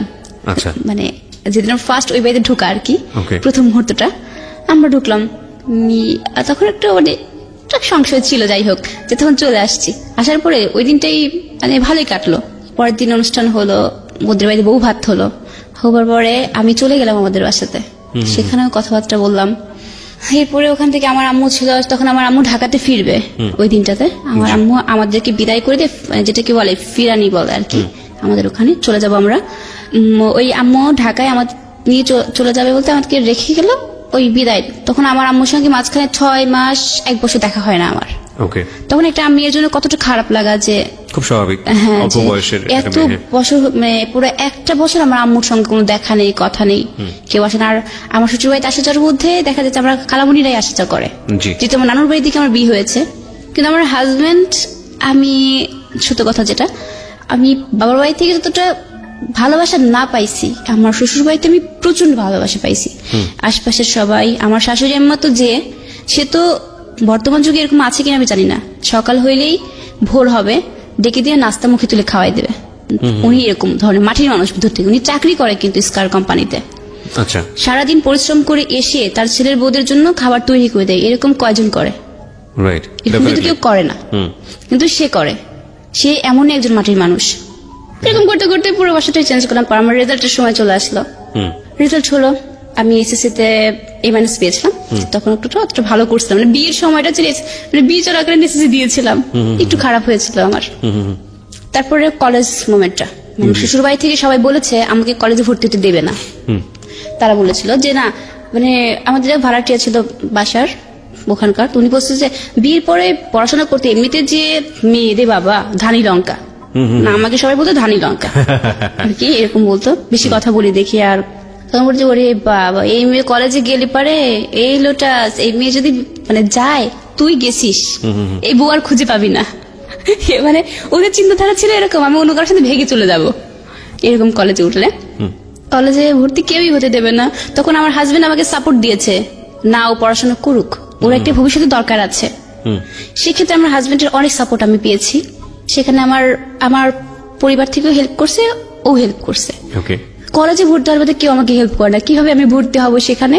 আমি তো চাই সরকারি কলেজে পড়তে, কিন্তু সরকারি কলেজে ভর্তি হতে চাইলে প্লাস পেতে হবে আমাকে, ওখানকার দামি কলেজে ভর্তি হতে গেলে। তো আমি তো রেজাল্ট খারাপ করছি, কিছুতেই ভর্তি। আমার বড় ভাসুরকে বলছে ভাইয়া, আমার বড় ভাসুর তখন বিয়ে করেনি না, আমার ওই বাড়ির প্রথম বউ আমি, বড় ভাসুর বিয়ে করেনি। ভাইয়াকে বলছি ভাইয়া আমি ভর্তি হব। তো ভাইয়া বলছে যে হওয়া ঠিক আছে, তুমি ওখানে সবকিছু জমা দাও। কিন্তু দিয়েছি, কিন্তু কাজ হচ্ছে না। তারপরে দেখেছি ভাইয়া কোনো গ্রাহ্য করে না। কি করব আমি? আমার হাজবেন্ডকে বলছে যে নেতা যে ছিল পাশে তার কাছে যেতে, তো কোনো কাজ হলো না। লাস্টে আমি একাই গেলাম কলেজের মধ্যে, গিয়ে দেখলাম যে ওখানে নেতা খেতা তো আছেই। তাদেরকে বললাম যে দেখেন ভাই, আমার খুব ইচ্ছা যে আমি এই কলেজে ভর্তি হব, আমি কিভাবে ভর্তি হবে, আমার তো রেজাল্ট খারাপ আসছে, আমি ভর্তি হতে চাই। অনেক কিছু বললাম, দেখা যায় একটা জন্য অনেক কান্না করে ফেললাম ওইখানে। তারা আমাকে হেল্প করছে, আমি ভর্তি হয়ে গেছি। পরবর্তীতে একটা জিনিস যে আমার হাজবেন্ড হেল্প করছে, বাট আমি একা একা সেখানে সংগ্রাম করে ভর্তি হয়ে গেছি ওই দামি কলেজে। সেখানে আমার ভাসুরও কিছু করলো না, দেবরও কিছুই করলো না, একা একাই গিয়ে ভর্তি হলাম। কলেজ লাইফে চলছিল অনেক ভালো। আমার ফার্স্ট ইয়ারের ফার্স্ট এক্সাম শুরু হলো। আমার এক্সাম দিয়ে আমি বাসাতে চলে আসলাম। আসার পরে এর পরবর্তীতে আবার ভালোভাবে পরীক্ষাটা দিয়ে আসলাম, সুস্থ মানুষ একদম পুরা। বাসাতে আসলাম, প্রচন্ড শীত। পরের দিন এরকম করতে করতে লাস্ট পর্যায়ে 6টা পরীক্ষা হয়। শেষের পরীক্ষার দিন আমার পরীক্ষা, এয়ারচেঞ্জ পরীক্ষা শেষ হওয়ার পরে লাস্ট দিন বাসায় চলে আসলাম। আসার পরে শুয়ে আছি আমি, ঘুমিয়ে। আমার পাশে হাজবেন্ড ছিল, মানে যে কোনো একটা টেনশনে দুজনের মধ্যে কাজ করছে, মানে ওর মনের কথাগুলো বলছে আর আমি সেগুলো শুনছি। কিন্তু আমার প্রচন্ড সেদিন মাথা ঘুরছিল। ঘুরে পরে আর দুজনের সাথে কথা বলতে একটু মন মালিন্য হয়েছে। পরে আমার হাজবেন্ড চলে গেছে, বাসাতে কেউ নেই, আমি একা ছিলাম সেদিন। শীতের মধ্যে কম্বল গায়ে দিয়ে শুয়ে আছি। ও তো চলে গেছে, যাবার আমি ঘুমিয়ে আছি। ঘুম থেকে ওটা হঠাৎ ঘুমের 1 ঘন্টা পরে দেখছি যে আমার প্রচন্ড মাথা ঘুরছে। কিন্তু কেন মাথা ঘুরছে আমি বুঝতে পারছি না কিছু। বিয়ের কত বছর পরের ঘটনা এটা? বিয়ের 2 বছর পর। বিয়ের 2 বছর পরে। ওকে। তারপরে মাথার এত পরিমাণ ঘুরছে আমার, কিন্তু কেন ঘুরছে কিছুই বুঝতে পারছি না। তারপরে আমি উঠলাম। না, কিছু একটা ইন্টারাপ্ট করছিলেন আপনি, বলেন, সমস্যা নেই। আমাকে বলছে ও। আচ্ছা আচ্ছা। তারপরে ঘুম থেকে উঠে দাঁড়িয়েছে আর কি, মানে এত পরিমাণ মাথা ঘুরছে যে কিছুই বলতে পারছি না আমি। মানে উঠে দাঁড়িয়েছি, আবার দাঁড়াবার পরে না মনে হচ্ছে আমার পুরা রুম মানে অন্ধকার জোনাকি যেরকম ছুটে না ওইরকম ছুটছে। এরকম ছুটছে, প্রচন্ড মনে হচ্ছে চারদিকে। আমি কি ধরবো খুঁজে পাচ্ছি না। এভাবে একটা টিভি টলি ছিল, টলিটা ধরেছি, নিচের দিকে তাকিয়েছি। পরে তাকিয়ে দেখি কি মানে রক্ত পুরা স্রোত ভেসে গেছে। কিন্তু ওটা বুঝতে পারিনি আমি যে রক্ত কোথা থেকে পড়েছে, মানে শরীর দিয়ে আর কি, আপনার শরীর থেকে পড়েছে। আচ্ছা, বুঝতে পারি। কিন্তু ওই রক্তটা দেখে মাথা ঘুরে আরো ঘুরছে প্রচন্ড। তখন আবার নাক দিয়ে এবং মুখ দিয়ে, নাক মুখ দিয়ে একটানা ব্লাড ওই ব্লাডটা থামছে না, আর আমি বমি করছি, ওই রক্ত উঠে আসছে আর সর্দি পুরো এরকম ভাসতে ভাসতে পুরো ফ্লোরটা ভেসে গেছে। My goodness. ফ্লোরটা মানে আমি যে রুমে বসে আছি ওই রুম থেকে নিচ দিয়ে ভেসে একদম ফ্লোরে চলে গেল এরকম। কিন্তু তখন আমার মানে তখন একটু টেনশন, মানে ফোন কোথায়, আমি কাউকে যে ডাকবো ওই সেন্সটা আমার, মানে কি করবো, আশপাশে সবাইকে ডাকছি, কাউকে কোনো রেসপন্স পাচ্ছি না, ভরা শীত। তখন হাত পায়ে এরকম থরথর করে কাঁপছে, মানে শরীর থেকে রক্তটা পড়ে যায়, তখন একটু কেমন লাগে, মানে এই ঠোঁটগুলো মনে হচ্ছিল যে ঝিনঝিন ঝিনঝিন এরকম করছে, আমার চোখগুলো। তখন ফোনটা হাতে নিয়েছি, ফোন হাতে নিয়ে আমার হাজবেন্ডকে এত পরিমাণ কল দিয়েছি, রিসিভ করেন না কেউ, মানে বিপদ আসলে যা হয়, হয়তো কোনো কাজ ব্যস্ত ছিল। হ্যাঁ, সে রিসিভই করে না, ফোন রিসিভ করেছেন। আমি আশপাশে ডাকছি, মামি শাশুড়ি ছিল, মামি একটু আসেন, ডাকছি, আবার যে যাচ্ছে তাকেই ডাকছি, ও মামি একটু হেল্প করেন, এরকম ডাকছি সবাইকে। এক পর্যায়ে ডাকতে ডাকতে দেখা যাচ্ছে তখন আর পারছি না, তখন আমি ওখানেই সেন্সলেস হয়ে পড়ে গেছি। পড়ে যাওয়ার পরে একদম মানে ফুপি উঠছে, যেরকম আমার সেন্সটা ঠিকই আছে কিন্তু এরকম ফুপি উঠছে, ব্লাডটা বের হয়ে শুধু সাদা ফেনা বের আসছিল। আচ্ছা, আপনি কখন? আমি যখন ও আমাকে ফোন দিছে আমি দেখলাম যে ফোনটা 4 বার উঠে আছে। তো আমি তখন কাজ করতেছি বা দোকানে বসে কাজ করতেছি, করতে করতে ইতিমধ্যে আমার মামা মানে বাসায় নামাজ পড়ে ঢুকছে। জি। আমার রুম আটকানো, ওকে আবার সবাই ফলো রাখে। তো রুমের দরজাটা এই রুমের যেই খুলছে এখন থেকে ব্লাড পুরো ফ্লোর দিয়ে ভেসে যাচ্ছে, মানে একটা গরু কাটলেও ওরকম ব্লাড নাই। তো যাওয়ার পর দৌড় মামা ওখানে না ঢুকে দৌড় আমার দোকানের পর চলে গেছে। তো আমি ওরকম দেখে আমার ওরকম সম্পূর্ণ ফালাতে আমি দৌড় মারতে আসে, আমি দেখে মানে আমি ওখানে হ্যাঁ হয়ে গেছি, কি এটা, মানে আমি ধরে সামনে তাড়াতাড়ি ধরেছি, লোকজন আমাকে বলতে ধরিস না, মানে সারা জায়গায় ওদের দাঁড়াইছে, মানে দাঁড়ায় আলমারি ছিল, ওই আলমারিতে 2 হাতে সাপ, মনে হচ্ছে কেউ যেন এসে মারি থুয়ে গেছে, এখানে গলার এখানে পুরা স্পট। আমি পুরা সেন্সলেস হয়ে গেছি, কি অবস্থা। ওরকম আমার মামা আসলো, মামা আসে কোলে করে অমনি নিয়ে অমনি মানে আশপাশে সবার সেন্সটা হাসপাতালে হ্যাঁ, মানে সেন্সটা এরকম ছিল যে একদিকে তো আমার আমি ওই ব্লু কালারের এক ড্রেস পরেছিলাম, ওড়না পেঁচানো ছিল, তো ব্লু কালার তো রক্ত পড়ছে, তো সেখানে ব্লু রংটা তো উঠবেই, তো সেই রংটা এখানে ছাপ বসে গেছে। ধরে নিয়েছে আপনাকে কেউ জবাই করে ফেলেছে। এরকমও চিন্তা ভাবনা করছে কি, কারণ প্রথম সেন্সটা ওইরকম হয়েছে, তার পরবর্তীতে আবার কেউ চিন্তা করছে যে আমার হাজবেন্ড হয়তো আমাকে মেরে ঘরের মধ্যে রেখে গেছে, আশপাশের গ্রাম ছড়াই গেছে, সবাই বলতেছে যে লোটাস মারছে। তো আমি বলছি আমি তো মারি নাই, আমি যেরকম নিয়ে যাই, নিয়ে যে মানে বাসার কেউ ওই ব্লাডটা যে ধুবে সেটা ধুচ্ছে না, অলরেডি মানে প্রশাসনিক ফোন দিবে। তা আমি কোথাও ফোন দেওয়ার দরকার নাই, মানে পুলিশকে জানা। তা আমি বললাম কাউকে করার দরকার নাই, ও সেন্স নেই, একদম সেন্স নেই, ওকে অমনি কোলে করে নিয়ে মানে লাইফে তো এরকম মানে কখনো এরকম নিয়ে যে হসপিটালে নিয়ে গেলাম। তো ওই মুহূর্তে ব্লাডের গ্রুপ জানা নাই আমার ওর। দেখেন গল্পটা কোথায় ছিল, কোথায় এসে দাঁড়িয়েছে এবং কোথায় যাচ্ছে সেটাও আপনার জন্য অকল্পনীয়। শুধু একটাই কথা, ধৈর্য ধরে প্লিজ শেষ পর্যন্ত আপনারা শুনবেন। আমরা ছোট্ট একটা বিরতি নেবার আগে আপনাদেরকে আবারও বলছি, এই গল্পের খুবই গুরুত্বপূর্ণ একটা ভিডিও পার্ট যারা আজকে এখানে গেস্ট হিসেবে আছেন তাদেরকে আমরা উপস্থাপন করবো আমাদের ইউটিউব চ্যানেলে। আমার ইউটিউব চ্যানেলটিতে গেলে আপনি সেখানে তাদেরকে দেখতে পাবেন। তার আগে আপনাকে সাবস্ক্রাইব করতে হবে।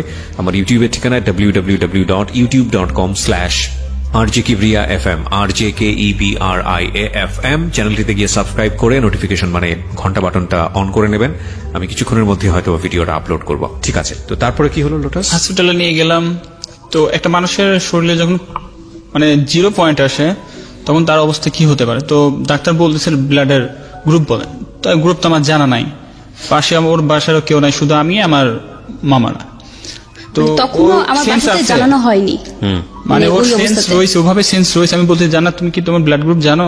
3 বার বলছে হ্যাঁ বি পজিটিভ। যখন বলছে তখন সঙ্গে সঙ্গে ব্লাডের আর কোনো নাই। পরে নিয়ে ডাক্তার বলতেছে এই রোগীকে আমরা করতে পারবো না। মানে ডক্টর ওখানে, আমি তখন পাবনা সদরে ভর্তি ছিলাম, ওখান থেকে সরাসরি কোনো টেস্ট না করেই বলে ফেলছে ব্লাড ক্যান্সার। তার ব্লাড 3 ভাগ, যখন 2 ভাগ চলে গেছে শরীরে, ডাক্তার বলতে আরো 3 ভাগ দিতে হবে। তাই আমি বললাম আচ্ছা ব্লাডটা যে দিচ্ছেন আপনি পজিশনে দিচ্ছেন, কথা ব্লাডের শরীরে কিচ্ছু নাই, মানে মোট হচ্ছে 5 ভাগ দেওয়া হয়েছিল, তো আপনি বাঁচবে না। তো আমি দেখতেছি ওর যেভাবে শরীর দিয়ে মুখ দিয়ে নাক দিয়ে ব্লাড আসতেছে, আমার তো ওদিকে আমার পুরো সেন্স কাজ করতেছে না। তো তখন ওকে আমি বললাম, ডাক্তার বললেন ঠিক আছে আপনি ব্লাডই করেন। 2 ভাগ ব্লাড নিয়ে করে দিল, সঙ্গে বলে রাজশাহীতে নিয়ে যান। রাজশাহী নিয়ে গেলাম, রাজশাহী নিয়ে যায় বিভিন্ন রকম টেস্ট। আমার তো তখন মাথা খেয়াল, আমার একটাই খেয়াল যে শুধু আমি ওকে বাঁচাবো, আমার কিচ্ছু দরকার নাই। ডাক্তার বলতেছে টেস্ট করান, রাজশাহীতে মানে এমন অবস্থাটা হয়েছে রাজশাহীতেও যে শুধু টেস্টের পর টেস্ট, মুখ দিয়ে ডক্টর এসে আমার সঙ্গে কথা বলছে, ডক্টরের মানে পায়ের উপরই মানে মুখ দিয়ে ব্লাড চলে আসছে, কিন্তু ডক্টর বলছে কিছুতে বুঝতে পারছে না কেন রোগটা আসছে। যে কারণে একের পর এক টেস্ট টেস্ট করতে করতে মানে আমার পুরো হাত আর হাত নেই, মানে এরকম পুরো ফুলে গেছে 2 হাতটা। আর আমি তো খাবার খাই না প্রায় অনেক দিন যাবত, স্যালাইনের উপরেই যাচ্ছে। ওকে, তারপর লোটাস? তো আমি ডাক্তারকে বলতেছি, আচ্ছা আপনারা যে এই টেস্ট দিচ্ছেন আমি সবই মানতেছি, কিন্তু আমার রোগীর তো কোনো রকম আমি ইনফর্ম পাচ্ছি না যে ওর ব্লাড উঠতেইছে। আপনারা এত মানে না হলে যে ডাক্তার আসতে প্রতিদিনে না হলে ডাক্তার ঘুরে 100 থেকে 120 জন ঘুরবে, আসতে যাচ্ছে, আমার রোগীর কোনো আমি পাচ্ছি না। তো ডাক্তারের সঙ্গে এক মুখে আমার ঝামেলা লেগে গেল। তো আমার যে খালু শ্বশুর ছিল তাকে নিয়ে গেছিলাম, সে বললো ওটা তুমি চুপ থাকো। তো মাথা ঠান্ডা করে আমি বললাম মাথা ঠান্ডা আমার আসতেছে না। তখন ডাক্তার বলতেছে যে ওষুধ খান, যখন ব্লাড উঠতেছে তখন ওষুধ দিচ্ছে, অ্যান্টিবায়োটিক ওষুধ দিচ্ছে আর ইঞ্জেকশন দিচ্ছে। কিছু সময় বন্ধ থাকতেছে বলে ঠিক হয়ে যাবে। তো যাই হোক, এক প্রকার ব্লাডটা একটু বন্ধ হলো। 7 দিনের মাথায় ওকে আমি নিয়ে পাবনা আসলাম। মানে ফিরে বাসাতে চলে আসছি, ওখানে মনে হয় 2 সপ্তাহ পর আমি আবার ওকে রেখে গেছি। ও তখন একটু ভালো কথা বলতেছে, আবার কলেজে গেছি, আবার কলেজ থেকে আসছে জানার জন্য যে আমি ফর্ম ফিল আপ করতে পারবো কিনা, মানে এই ধরনের ইন্টার পরীক্ষা ফাইনাল। তখন তো আমি গিয়েছি, বাট মনে রেজাল্ট হয়েছে, কিন্তু আমি সেখানে বলছে যে হ্যাঁ এগ্রিড পেয়েছি, মানে স্যার বলেছে। তো আনন্দ চলে আসছি, আমার কাজিন ছিল সাথে, খালাতো ভাই, ওর সঙ্গে বাসা চলে আসার পরে আমার কলেজ ড্রেস পড়াই আছে, মানে আমি তো অসুস্থ, হাঁটতে পারি না, রাজশাহী থেকে চলে আসছি, ওই অবস্থা কলেজে গিয়েছিলাম, বাসাতে নিয়ে চলে আসলো আমাকে। তো আমাকে রুমে বসায় রাখছে, আমার তো প্রচন্ড জ্বর, গায়ে জ্বর, আমার গায়ে হচ্ছে আমার রেশ বের হয়েছিল এরকম ফুসকা। লোটাস বলেন। হ্যাঁ, তো আমি ডাক্তারকে ফোন করলাম যে স্যার ওর তো এরকম গায়ে কি যেন বের হয়েছে, তো বলতো এটা হলো ওষুধের রিয়াকশন। তো আমি ওকে আবার দেখতে ঠিক পাবো যে ওর কখন কোন সিমটমটা শুরু হবে, মানে ঠিক পাই আমি। তো যখন কলেজ থেকে আসলো, তো আমি দোকান থেকে বাসায় ফিরলাম। তো আমার যে শালু ছিল ছোট ভাই, ও আবার আমাকে খুব হেল্প করছে। তো বলতেছে ভাইয়া আমি একটু বাইরে যাবো, তুমি ওটা যাও। তো আমি ওকে দেখে আমার কেমন হলো, আমি বলতে জানো তোমার শরীর খারাপ লাগতো? না, শরীর খারাপ লাগতেছে। ও হয়তো চিন্তা করতেছে টাকা পয়সা। তাই আমি বলছি তোমার কোনো রোগ, তুমি কোনো সমস্যা হলে আমাকে বলবা, এটা কোনো টেনশন করবা না। তো বলতেছে না। তা আমি ওকে রেখে আমার দোকানে আসছি, দোকান থেকে মোটরসাইকেলটা নিয়ে আমি একটু বাইরে গেছি। তখন আমার ফোন আসছে যে জানার অবস্থা খুব খারাপ। আমার কিসের মানে কি, আমার মোটরসাইকেল আমি জোরে আসতে বসে আমি তো একটা জিনিস করছি কি, যে আমি যে ওরকম মানে আবার ওরকম একটা না ব্লাড, তখন পরের বার আবার না আরো বেশি আসছে, কারণ 5 ব্যাগ ব্লাড নিয়েছি, তখন তো শরীর অলরেডি ফুল ব্লাড আসছে, আমার 18 পয়েন্টের উপরে ব্লাড আসছে, আবার সমস্ত রক্তটাই ঝরে গেল, মানে তখন মুখ দিয়ে বেশি আসছে। 6 সপ্তাহের ব্যবধানে এটা 2 সপ্তাহের ব্যবধানে আবারও ব্লাডটা দিয়েছে, সেখানে নিয়ে আসলাম আবার ঢাকা সরাসরি। তখন সদর থেকে বলে ওখান থেকে দিয়েছে, বলছে ওরা গায়ে হাত দেয়নি, আমার সঙ্গে আমি ঢাকা নিয়ে আসলাম। ঢাকা নিয়ে আসলাম, ওখান থেকে বাসা থেকে বের করে আবার 2 ব্যাগ ব্লাড 2 পাশে ঝুলাইলাম, ঝুলাই নিয়ে সঙ্গে ঢাকাতে আসলাম। ঢাকা মেডিকেলে ভর্তি করলাম, ভর্তি কিছুতেই নেয় না। ভর্তি নেবার পর বেড নাই আপনার ফ্লোরে। তো ফ্লোর নেবার পর আমি দেখতেছি অবস্থা খারাপ, ওনারা দেখে বলতেছে সম্পূর্ণ জিনিস বের করেন, ওখানে কি কি দেখেছেন রাজশাহীতে বের করলাম, মেডিকেল রিপোর্ট বের করলাম। আপনি একটু মাইক্রোফোনে বলেন প্লিজ। মেডিকেলের রিপোর্ট বের করলাম, বের করার পর উনি বলতেছে এটা কোথায় করছেন, ব্লাড দিবার সময় কি আপনারা ব্লাড চেক করছিলেন? আমি হ্যাঁ সব করা হয়েছে। তোর অবস্থা ভালো না, তাড়াতাড়ি ওনারা কি হাত দেখে ওনারা হলো করলো না, ইঞ্জেকশন কিচ্ছু দিল না, মানে দুই হাতটা ফুলে না হলো 4 কেজি হয়েছে। ওর কানের থেকে শুরু করে এই মাথা থেকে শুরু করে পায়ের যতগুলো রগ আছে মানে সব শেষ, মানে ফুটা করতে ওর জায়গা নাই। তো ভর্তি করলাম, ভর্তি করার পর ওনারা ইঞ্জেকশনের মাধ্যমে ওষুধ দিল, 1000 পাওয়ার এরকম ওষুধ, একটা ইঞ্জেকশনের পাওয়ার 2500-3000। আবার যে ওষুধ দিচ্ছে ওষুধের পাওয়ারও এরকম। দেবার পর আমি বললাম এটাতে ক্ষতি হবে না, না সমস্যা নেই, আপনার হাতের অবস্থা ভালো না, কিছু খুঁজে পাবো না। তো দেবার পর ঢাকায় একই পরিস্থিতি, মানে দিন যাচ্ছে, আমার বিরক্ত হয়ে যাচ্ছে। আমার কেউ বলে না আসলে রোগটা না, এখানে তারপর আরো কাহিনী বলছে লাস্ট পর্যায়ে দেখা যাচ্ছে তখন কোনো রোগ ধরতেই পারে না, মানে সেখানে মানে রিপোর্টে আসে, হেপাটাইটিস রিপোর্ট আছে, ওখানে শুধু আসছে কি যে ব্লাডটা শরীর থেকে ঝরে যাচ্ছে, কিন্তু কেন ঝরে যাচ্ছে ওইটা ওঠে না, শুধু যাচ্ছে যে ব্লাডটা চলে যাচ্ছে। তো আমি ঢাকা মেডিকেলে ওকে নিয়ে করার পর যখন 4 দিন, তখন ঢাকা মেডিকেলে, রাজশাহী মেডিকেলে, ঢাকা মেডিকেলে আবার মানে ডাক্তারের এটা বেশি, মানে পর্যাপ্ত প্রতিদিন। ওকে আসে একের পর টেস্ট দিয়ে যাচ্ছে। তখন আমার আর ভালো লাগছে না, বড় ডাক্তার আসে না। তো আমি বললাম যে স্যার আমার রোগীর তো কোনো রোগী ধরে পাচ্ছেন না, যার মতন যে আসছে টেস্ট দিচ্ছে আর ইঞ্জেকশন দিয়ে যাচ্ছে, মানে কি? তো ওখানকার যে অধ্যাপক ছিল, ডক্টর কি নাম ছিল, ডক্টর আবুল কালাম আজাদ ছিল। তো এক প্রকারের যে পপুলারের যে হলো ব্লাড করে, তো আমি ওনাকে বললাম ভাই আপনার কাছে একটা উপকার চাই। কাছে কি? তো বলতেছে আপনি তো অনেক করে আমায় করছেন, রিপোর্ট করাইছেন, তো আমি উপকারটা করতে পারি। তো হচ্ছে আমাকে একটু স্যারের অ্যাড্রেসটা আমাকে দেন। কোথায়? তো বলতেছে উনি দিতে চাচ্ছে না। পাশে ওখানকার ডাক্তার আছে, উনি দেখে পরে আমাকে উনি ফাঁকে ডেকে নিয়ে গেল। তো উনি বলছে ভাই আপনি আমাদের এখানে অনেক টাকা হলো রিপোর্ট করেছেন, আমি চাচ্ছি না আপনার এত টাকা নষ্ট হোক। তো বললো আপনার ধানমন্ডি যান, এই সাথে যান, ওই পপুলারে যান, পপুলারে যে 4 তলায় দেখবেন আপনি বসেন। মেডিকেল থেকে রিলিজ দেয়নি আমাদেরকে। তো আর একটা কাহিনী কি, রিলিজ দেবে না। এই যে ডাক্তারকে খোঁজ করতেছেন, এনার খোঁজ করতেছিলেন কি কারণে আপনারা? এই জন্যই করতেছিলাম, উনি আসতেছে, মানে উনি ঠিকভাবে দেখতেছে না। 3 দিন না দেখছে, 3 দিন যাবত উনি আসে, ছুটি চলে গেছে, বৃহস্পতিবার গেছে, শুক্র শনি ডক্টর তো আসে না, বড় ডাক্তার তো উনি আসে না, ওনাকে পাওয়া যায় সেটা পপুলারে, উনি ওখানে বসে। একটা মেয়ে আসছে, মানে হয়তো ইন্টারনি করছে, যাই হোক, ও মেয়েটা বাকি বলছে কি তুমি কি কোনো পিল খেয়েছো? আমি বলছি না। কয়েকবার কবিরাজ ওষুধ খেয়েছো? মানে লাস্ট ফিনিশিং এসে বল। আমি কেমন যে না, আমি কখনো কোনো কবিরাজ ওষুধ খাইনি, বা এগুলো আমি বিশ্বাসও করি না, আমি কবিরাজ বিশ্বাস করি না, এটা সত্য কথা যেটা, আমি সেগুলো আমি বিশ্বাস করি না। তখন সে বলে আচ্ছা ঠিক আছে, মানে কোনো কেন চলে গেছে। সে আবার বলে আলটা করো, আলটা অলরেডি 3 বার করছি, কোনো কিছুই না, আবার পরে ওকে আমি রাখলাম, রেখে তো আমি আমার ছোট ভাই যেটি ছিল, ওর খালাতো ভাই, তোকে নিয়ে বুদ্ধি করছি যে কি করা যায়, এখন তো কোনো উপায় নাই। আর যত রাখবো, অলরেডি আমার ঢাকা মেডিকেলে অনেক টাকা করে ফেলছে, তো আমি এখানে রাখলে দেখছি আরো ক্ষতি হয়ে যাবে। তো গেলাম ওখানে, যে তো বলে দিবে না। তাই বললাম দেখুন আমার রোগী মরে যাক, আমি বনসই করবো এখানে, আমি ইন্ডিয়া নিয়ে যাবো। তাও দিবে না। তার 1 ঘন্টা পর আমি আবার গেছি, যাওয়ার পর তুমি বলছো আমাকে দিতে হবে, আমার রোগীর আপনারা কোনো রোগ ধরতে পারতেছেন না ঢাকা মেডিকেলে। হ্যাঁ, তো এক প্রকার আমার সাথে ওখানে অনেক কথাবার্তা। আমি বললাম, উনি বলতে সিস্টেম কিনে নিয়ে আসেন। তাই আমি বললাম আচ্ছা সিস্টেম নিয়ে আসছি। সিস্টেম নিয়ে এসে ছিল যে এখানে যাবার পরে যে রোগীর যদি কোনো মানে খারাপ অবস্থা হয়, তার জন্য মেডিকেল কোনো দায়ী থাকবে না, ঢাকা মেডিকেল কোনো দায়ী নেই। হ্যাঁ থাকবে না, একথা বলেছে তারা ওখানে। কিন্তু তবুও তো রিলিজ দেবে না, তাদের কথা যেন মুখ দিয়ে ব্লাড আসতেছে, কোনো রিলিজ দেবে না তারা বলেছে। সিচুয়েশন ভালো না হওয়া পর্যন্ত রিলিজ দেবে না। তারপর আমি গেলাম, দিল করে নিয়ে ওই মুহূর্তে, মানে 3টার সময় আমাকে ছাড়ছে, 5টার সময় যে পপুলারের যে মানুষটা এসে আমাদের রিপোর্ট নিত, উনি কি বললাম ভাই আমাকে হেল্প করেন, একটু রিপোর্ট দিয়ে দেন, একটা সিরিয়াল দিয়ে দেন। তো ভাই সিরিয়াল যান, আপনি যান, 41 নম্বর সিরিয়াল আছে। গেলাম, সঙ্গে সঙ্গে গিয়ে রিলিজ করে নিয়ে যাবো, ওখানে গেলাম। যে তো সবচেয়ে আগে আমাকে ডাক দিল, 2টা রোগীর পর দেখার পর তো উনি দেখে বলছে কি তোমরা মেডিকেল থেকে চলে আসলে কেন? তো আমি বললাম স্যার আমার রোগীর তো কোনো আমি পাচ্ছি না স্যার, আপনার ওখানে নাই, আমার রোগী কেমনে হয়ে যাচ্ছে, আর শুধু রিপোর্ট দিয়ে দেখো রোগ ধরা না পড়লে তোমাকে তো টেস্ট দিবেন, তারপর স্যার একটা লিমিট থাকতে হবে, আনলিমিটে গেলে তো হবে না। তো বলতেছে আচ্ছা ঠিক আছে আসতো ভালো। তো উনি এবার এন্ডোস্কোপি দিল, না এন্ডোস্কোপি উনি দেয়নি, তো না উনি দিয়েছিলেন এন্ডোস্কোপি আমার কোনো মেডিকেল টার্ম দরকার নেই। তো দেওয়ার পর আমি বললাম আচ্ছা স্যার ঠিক আছে। তো উনি প্রথমে টেস্ট করলো এই নাকের এখানে বলছে এই রক্তটা ওই দিক দিয়ে শরীর দিয়ে পড়তেছে। আমি বললাম স্যার আমার মনে হচ্ছে, আমি বললাম স্যার বিয়াদবি মাপ নেবেন, ঠিক আছে বলো। আমি বললাম স্যার আমার মনের ভিতর বলতেছে আপনি যে রোগটা বলতেন এটা না। তো কাজে তুমি তো ডাক্তার, তাহলে তুমি কি করবে? ডক্টরের একটা সেন্স ছিল কি যে আমার ব্রেনে কোনো মানে নার্ভটা হবে কোনো একটা কিছু হয়েছে, হ্যাঁ এরকম, এই জন্য রক্তটা আসছে, ডক্টরের এই চিন্তাটা ছিল।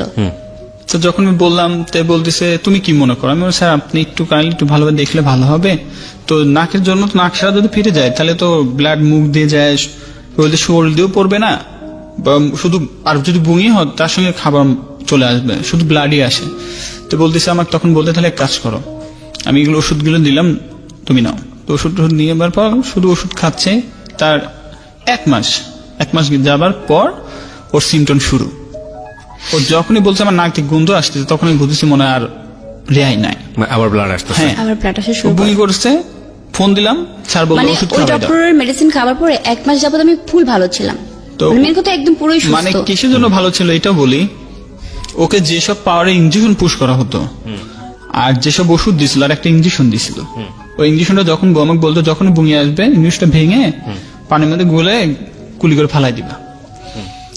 তো 1 মাস যাবার পর তো আমি শান্তি থাকতাম না, ব্যবসা করি, সারাদিন ওকে নিয়ে টেনশন করতাম যে কখন কি হয় না হয়।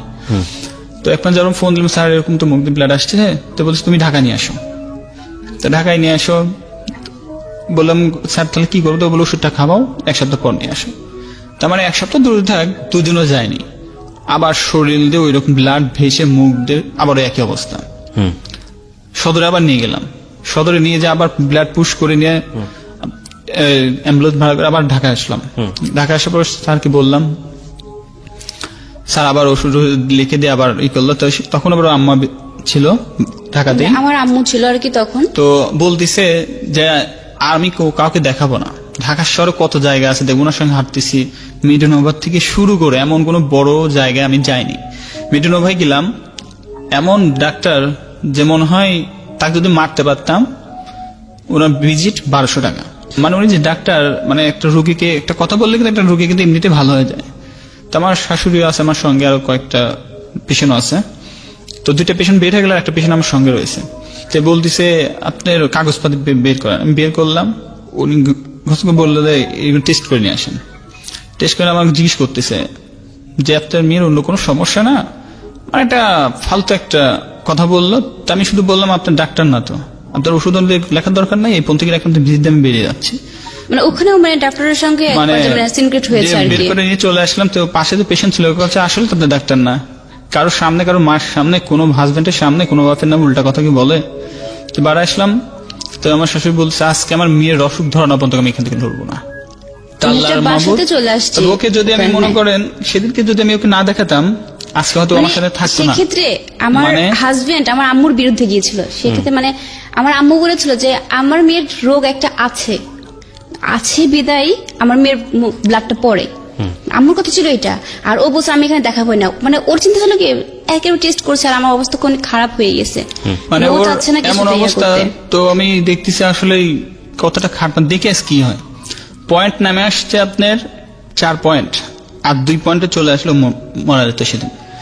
মানে সেটার মধ্যে মানে প্লাজমাটা ছিল যে মানে ওইটার পয়েন্টটা ছিল। আল্লাহর রহমত ছিল যে তখন ওর যে বাবা, ওর বাবার এক ফ্রেন্ডের সঙ্গে দেখা হয় রাস্তায় দেখা হয়। ওনার আবার ভাই আর মা মারা যায়, এই অসুখে মারা যায়। তে বলতেছে কি হয়েছে, কদিন তো ঘুরতেছ, কিছু বলো। ওর বাবা তাকে বলে নাই। বাবা মানে কোন বাবা? ওর যে বর্তমান। আচ্ছা। তো আমার শাশুড়ি বলতেছে ভাই এরকম ব্যাপার, আমি মেয়েকে বাঁচাতে পারতেছি না। তো বলতেছে একটা কার্ড দিল, এই কার্ড নিয়ে আপনার হসপিটালে যান। তো গেলাম, তো স্যারের ওখানে গেলাম, ডক্টর ইউনুস স্যারের কাছে গেলাম। উনি যে বলতেছে রাত বাজে তখন 10:30। তো সম্পূর্ণ রিপোর্ট নিয়ে ঢুকে গেলাম। উনি দেখে বলতেছে আপনারা কোথায় এত রিপোর্ট করাইছেন? মানে স্যার একবার জিনিস এই রিপোর্টগুলো নিয়ে এইভাবে ফেলে দিছে যে ওর যে মূল রোগটা এটাই ধরতে পারেনি, এত টেস্ট কেন তো উনি আমি আবার ওই জিনিসটা তুলে আবার তুললাম হাতে করে। তো স্যার কিছু মনে বলতেছে তোমার এই অসুখটা একটা গোল চিহ্ন দিয়ে দিল, এই অসুখটা এখানে ঢুকে আছে। তো আমাকে বলতেছে তোমরা এই পর্যন্ত কত টাকা খরচ করছো? তাই আমি স্যারকে বললাম, স্যার ওই রিপোর্ট দেখে স্যার বুঝে ফেলছে। তো স্যার বলতেছে আমি একটা কথা বলবো, আমার এখানে যদি ভর্তি হও তো প্রথমে তোমার লাগবে 2.5 লাখ টাকা। আমি তো আসলে নিরুপায়, আমি এই পর্যন্ত 3 টার্ম হয়েছে, এই পর্যন্ত অনেক প্রচুর টাকা চলে গেছে।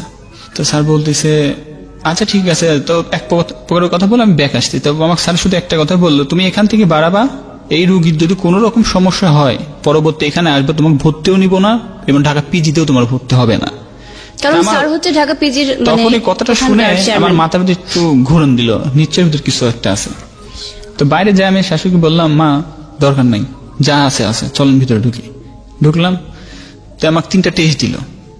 3টা টেস্ট কি করলাম, করার পর তো উনি বললো এই টেস্ট লাগবে একদিন টাইম, আপনি রাত 10:30 আবার আসবেন।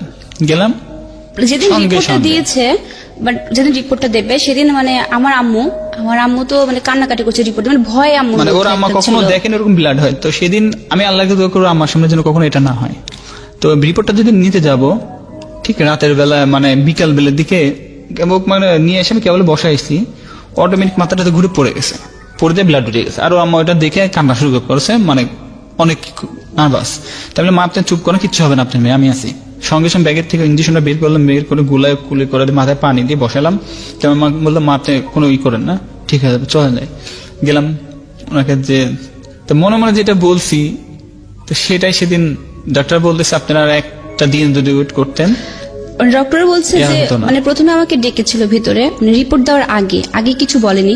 ডক্টর আমাকে বলছে তুমি কি পারিবারিক ভাবে কোনো টেনশন ফিল করো? আমি বলেছি না। তো বলেছে তুমি মানে শ্বশুর বাড়ি থেকে তোমার হাজবেন্ড হয়তো বা জানে না যে তোমাকে কি শ্বশুর বাড়ির সবাইকে টর্চারিং করে? আমি বলেছি না, কখনোই না। তো বলেছে সত্যি কথা বলছো তো? আমাকে হ্যাঁ। কথা তুমি টেনশন করো। মানে আমাকে আমি টেনশন করি না। তো হ্যাঁ তুমি টেনশন করো, বেঁচে তো তোমার ব্লাডটা ওঠে। ডক্টর আমাকে বোঝাচ্ছে আর কি। তো আমি বলছি না আমি তো কোনো টেনশন করি না। তো বলছে হ্যাঁ তুমি টেনশন করো। তারপর আমার বলছে যে তখন রিপোর্টটা দেবে ফাইনালি। আমার বলছে তুমি বাইরে যাও। তো পরে আমি বাইরে চলে আসলাম, আমার হাজবেন্ড আমার সঙ্গে ছিল। রিপোর্টটা আমি প্রিয় শ্রোতা আপনাদেরকে একটু পরে শোনাবো। আপনারা যেটা গেস করছেন ক্যান্সার কিনা, বা আমি শুধু একটা ওয়ার্ডই আপনাদেরকে বলি না, দিস ইজ নট ক্যান্সার, বাকিটুকু হচ্ছে আপনারা গেস করেন না। আমরা শুধু একটা কথা আপনাদেরকে বলি আজকের এই অনুষ্ঠানে, যে আমাদের উই আর গিফটেড ফ্রম আল্লাহ, আমাদের লাইফটা গিফটেড, এবং আমরা অনেক লাকি যে আমরা মানুষ হিসেবে দুনিয়াতে এসেছি, আশরাফুল মখলুকাত। এবং নো ডাউট, কোনো সন্দেহ নাই, আমাদের এই জীবন যে যিনি চালাচ্ছেন তিনি আমাদেরকে একসময় এই দুনিয়া থেকে নিয়েও যাবেন। খুব সার্টেন পিরিয়ডের জন্য আমরা আসি। এই দুনিয়াতেই দেখবেন কত রকমের অভিজ্ঞতা জন্মের পর থেকে, হাসি কান্না, ফ্যামিলিগত, সামাজিক, রাষ্ট্রীয়, হাজার রকমের অভিজ্ঞতার মধ্য দিয়ে আমাদের যেতে হয়। কখনো সুখ, কখনো দুঃখ, জীবিকার তাগিদে ছুটে চলা। এই যে এরা যে আজকে গল্পটা বলতে এসছে, এদের জীবনটা, বিশেষ করে আমি যে মেয়েটার গল্প আজকে এখানে প্রচার করছি, জান্নাত, ওর ধরেন যে পরিবারে বড় হয়েছে, আসল বাবা যিনি তার সান্নিধ্য পাননি, কিন্তু তারপরও সৎ বাবা যিনি ছিলেন তিনি যথেষ্ট রকম সাহায্য সহযোগিতা করেছেন ওকে বড় করার ক্ষেত্রে। কিন্তু ওর ভেতর থেকে এক ধরনের প্রচন্ড রকমের আকাঙ্ক্ষা ছিল যে ওর বাবা, আসল বাবা যিনি হতেন, তাহলে হয়তো এই কমপ্লেনিং এর জায়গাটা এতটা শক্তিশালী হতো না।